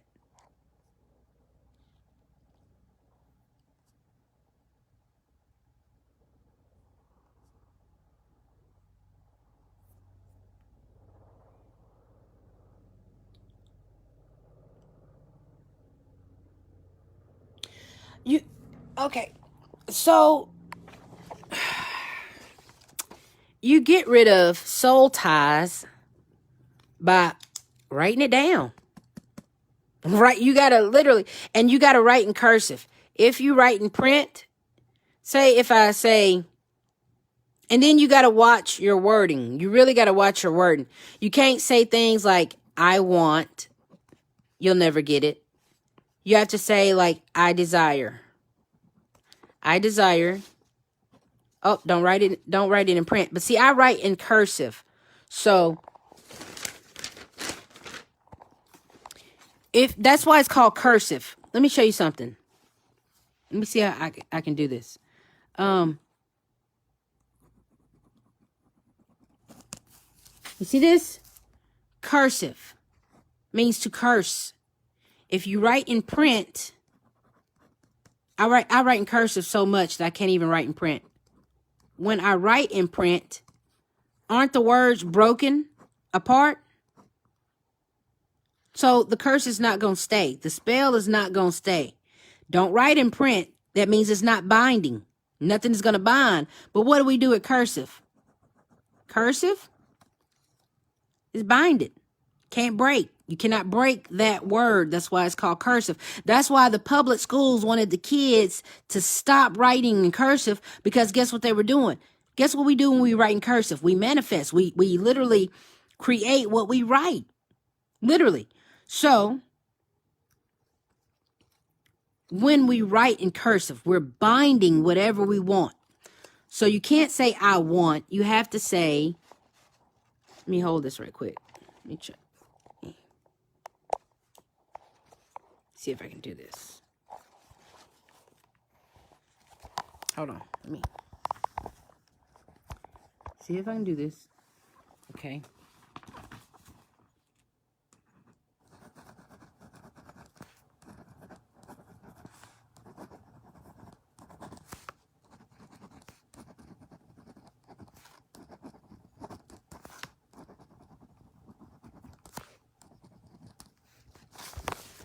All right. So, right here, it says, I desire to be free of all lovers that hinder me. Okay? I desire to be free of all lovers that hinder me. You can't say it in past tense, and you can't say it like it's not gonna happen. You have to say it, and you have to write it in present tense, like it's happening now, like it's already happened. Either your words have to be in present tense or future tense. If not, you're gonna curse yourself and go backwards. That's why it's called cursive. You have to watch how you're cursing yourself. If you fuck up and say like, oh, I want, you'll never get it. Or if you say, I need, you'll never get it. You're cursing yourself. You know what need really is? Let me show you what need really is. What do we do with kneading? When we take the dough, what do we do with our dough? We knead it, don't we? See?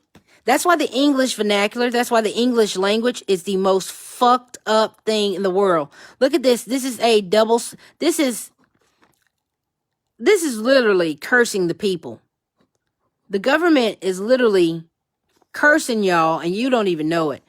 That's two words that sound so similar, but they're so confusing. Need and need. Why would we even say we need? Why are we kneading the bread? We're needing, no, you don't need any of that. You're literally, you're breaking it down, you're busting it down. I desire. You need to say things like, I desire, I receive, I accept, things like that. You don't need to say things that are going to trip you up. You can want all day, but does that mean you're going to get it? No. You can need all day, but are you going to get it? No, that needing needs work. That dough needs work. That dough is going to need work. So what are we going to do? We desire to have our heart's desire. Literally. Just watch what you say. And it's just simple as that. You're not hurting anybody. You're not hurting yourself. You're just releasing your soul from whatever is binded to. And that's why it's called a binding. You're literally binded to someone. So just keep it simple. I desire to be free of all lovers that hinder me. You can easily say,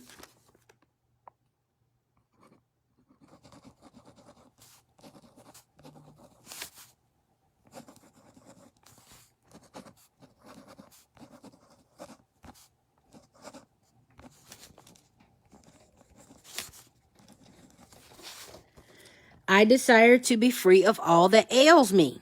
Okay? That's how you get rid of your sicknesses. Right there. And you just keep it going. Whatever is getting you down, whatever's laying you down, and you just repeat it. You just keep it going. And you just make a list. I desire to be free of things that are toxic to me. See, I desire to be free of things that are toxic to me. And you just keep it going. You just keep it going. All you're doing is releasing all of the stuff that you've been holding back. And this is therapy. This is how we heal. This is how you're talking about therapy. You don't need a $100 an hour therapist. You need somebody that will sit down and that's willing to work with you with your problems. You need somebody. You got me, baby. You got me. You want to work on some therapy? We'll sit down here and we'll make a list of all the things that are bothering you and we'll write it out. We'll pull it out of your soul. All you're doing is cleaning out your soul's closet. You say, when I was raped, I desire to release all the trauma from when I was raped. I desire to release all the things that are holding me down. I desire to release my weaknesses. That's all you're doing. You're purging your soul. It's just a soul purge. You're purging your soul. You're working on yourself. You're doing the inner work. You're doing the shadow work. You're just making yourself a better person. That's it. And that's therapy. That's soul therapy. I think that's soul science that no therapist could ever give you. I think that's that's just like the greatest therapy you're gonna have if you sit down and you write everything that has hindered you or that has harmed you or that has stopped you. You get that out because you've been holding that in forever. And it's some things that's going on in your head and in your heart that you can't tell nobody. And if you can't tell nobody, you need to put it on that paper, put it down, burn it, and give it to the universe to release it. You got to release it. You're going to have to release that pain. Somehow you're going to have to literally heal yourself by yourself. Nobody's going to be up here to hold your hand and tell you how to do it or walk you through it. You got lucky with me. You got real lucky with me because I need this and you need this. So I'd rather you do it with me than anybody else. But all we need to do is just sit down and release the things that have been holding us back, and we'll be free. We'll be free. It's worked for, let me tell you, it's worked for me. It's worked to me to the point where I don't even pray anymore because once I release it, it's gone. I used to be such a different person. I used to be so angry. I used to be so mad. I used to have drugs. I used to have something in me because I was so tired of living in the world that being sober sucked. Being sober used to suck so bad, and I had to learn how to adapt without being inebriated just to get through the day. I did. I had to take that on. I had to become better. I had to get better. Literally, if we start doing the things that matter to us the most, we get rid of a lot of our problems. Straight the fuck up. Straight the fuck up. So all you got to do is sit down and pay attention to yourself and say, hey, self, what is it going to take to get you right? What's bothering you? What's going on with you, self? Well, the other day somebody laughed at me online. That's why I ask y'all all the time. I was like, I'm so aware. And when y'all are laughing while I'm talking seriously, even though I forget it's a time delay on the live, I forget it's a time delay. I'm so ADHD, I'm so advanced and I'm so ahead of myself that I see the laughing and I think, are you laughing at me? You laughing at me? Are you laughing at me? And it's a complex. It's a complex. So I have to work on that because I'm like, yo, I didn't say nothing funny. Like, what the fuck? Like, it makes you think like, oh, did I do something wrong? Or, am I the joke? So, hey, mama. What you want?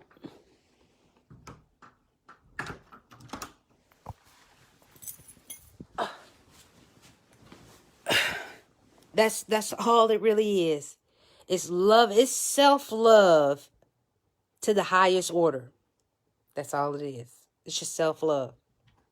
Releasing. It's just a release. It's a purge. You got to clean out your system. You got to clean out your soul. You got to clean out your brain. You got to clean out your body. As bad and ugly, as dark as it is, you got to do it.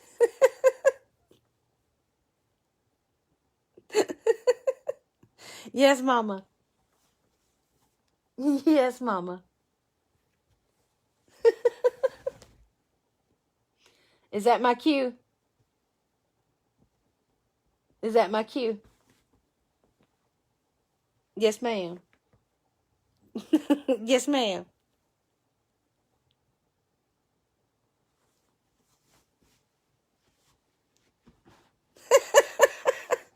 Okay, I will. You right. You right. Okay. She said I gotta go. She said I gotta go. She said I gotta go. So I hope that helped y'all. I really do hope it helped y'all. I hope by me telling y'all my story of how I got here, the story of me telling y'all my BET story, I bet you're wondering how I got here. If me telling my story to you helps you do what's right, I'll tell it all damn day. Let me tell you, I have no shame. I'm not ashamed of anything that I've done. I have no regrets. I respect myself. I've healed. I'm okay. I'm good to go. Hell, I was at a place where I couldn't even tell you about the shit. I used to cry every time I used to talk about myself. Not no more. I'm good. I'm healed. I'm okay. Osiris is in the streets.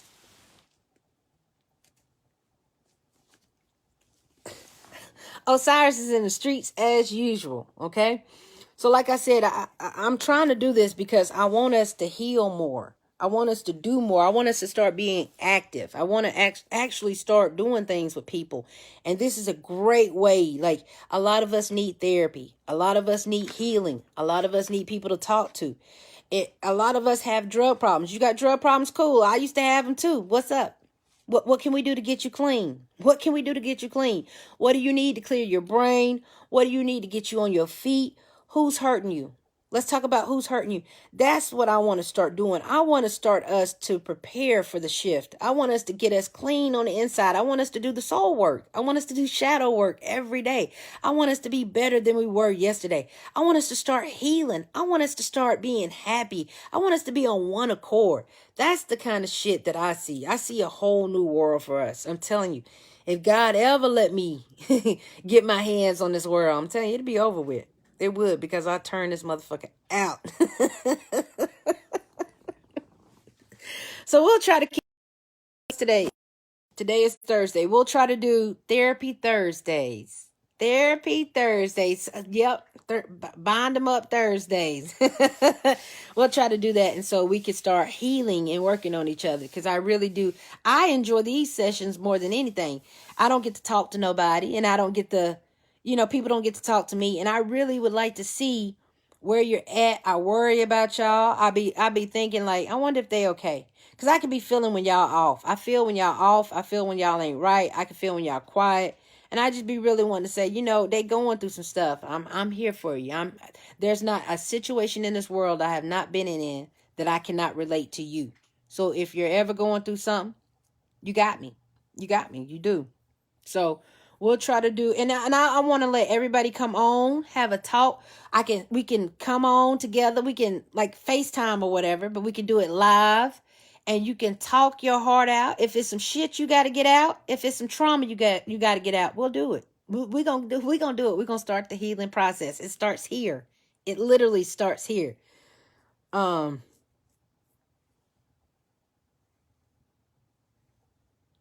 man, I appreciate y'all. I love y'all. I do. I love y'all. I really do love y'all. If I didn't, I wouldn't be talking with you. I'm a private person. I'm very private. I'm very private. But then again, you know me, I'm so open. I don't give a fuck, girl. I tell you whatever happened to me. I'll be like, girl, let me tell you this one time I broke a dick. True story. True story. One time I broke a dick. I really don't care. I'm telling you, you cannot let these people determine your lives, and you can't hold on to that shit. Y'all are out here beating yourself up for shit you've done and haven't forgiven yourself for. Forgive yourself. You are more than you know. Half of y'all think y'all are recovering drug addicts. No, you're not. You're not recovering drug addict. You're a recovering child of God. You were a child of God before you met the drugs. Why do you see yourself only as a drug addict now? You were so much more. I hate when people only say, I've been 10 years clean. So what? Nigga, I've been 20. You don't hear me keep bringing it up? It's like that's the only storyline they got. I've seen people 30 years clean and you would never know. I've seen doctors literally do meth at the hospital, go about their business, and you would never know they were on drugs. So I just want to kind of change the narrative. You guys keep trying to make it seem like your only story stopped at the drug addict.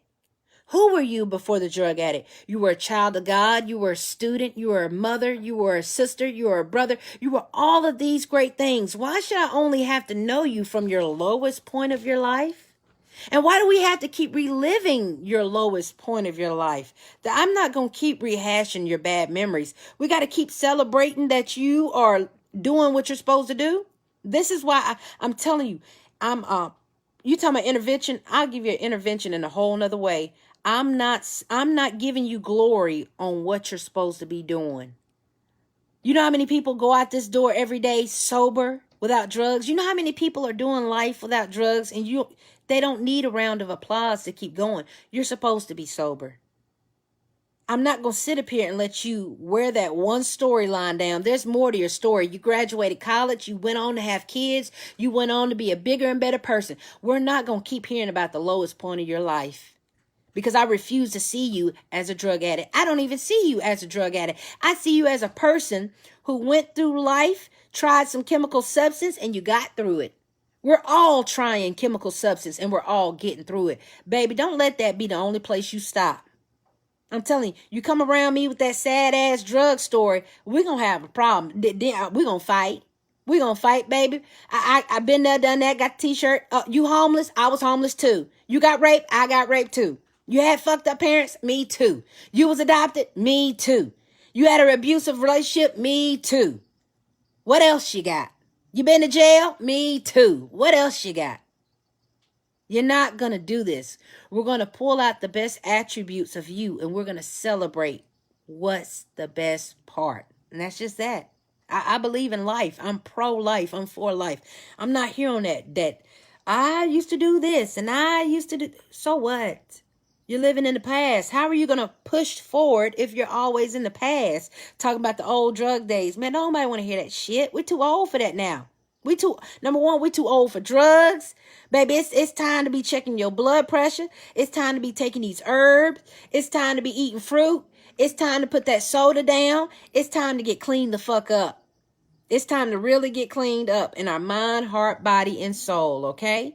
So, this has been another edition. This has been another edition of What You Mean News, I guess, in sort of a way. I'm your girl here in Crystal Clear, and I just wanted to come on here. I was talking to y'all about the damn... I was talking to y'all about Coolio and them, and then we done got to talking and rapping for so long. This is the results. This is the results. So,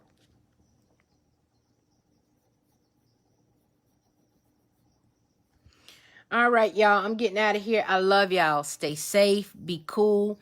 Don't forget you got homework. Your homework is to release your soul ties. Release your bounds. Release the bindings. So next time I see you, next Thursday come around, or if you can't even wait to Thursday, say, hey, Crystal, I got my homework. We'll sit down and say, hey, this is our plan. This is what we're getting rid of. This is what we're moving. You ain't got to wait to New Year's Eve or the first year of New Year's to be a new person. We can start that every day. We can start that every day. Why don't we do that every day? Hey, what are you doing new? Hey, how are you healing? Hey, I need a healing report. I need a progress report. What's going on with you? We're going to start doing that. We're going to start checking on everybody, making sure everybody okay, because we about to go through some stuff. We about to really go through some stuff that's going to fuck you up mentally, physically, and emotionally, and spiritually. And I want everybody to be okay. I want us to be right, and I want us to be ready. So, I love y'all. She's rushing me off this phone, and I'm going to get off. I got to go. Bye, bye, bye. Love you, bye.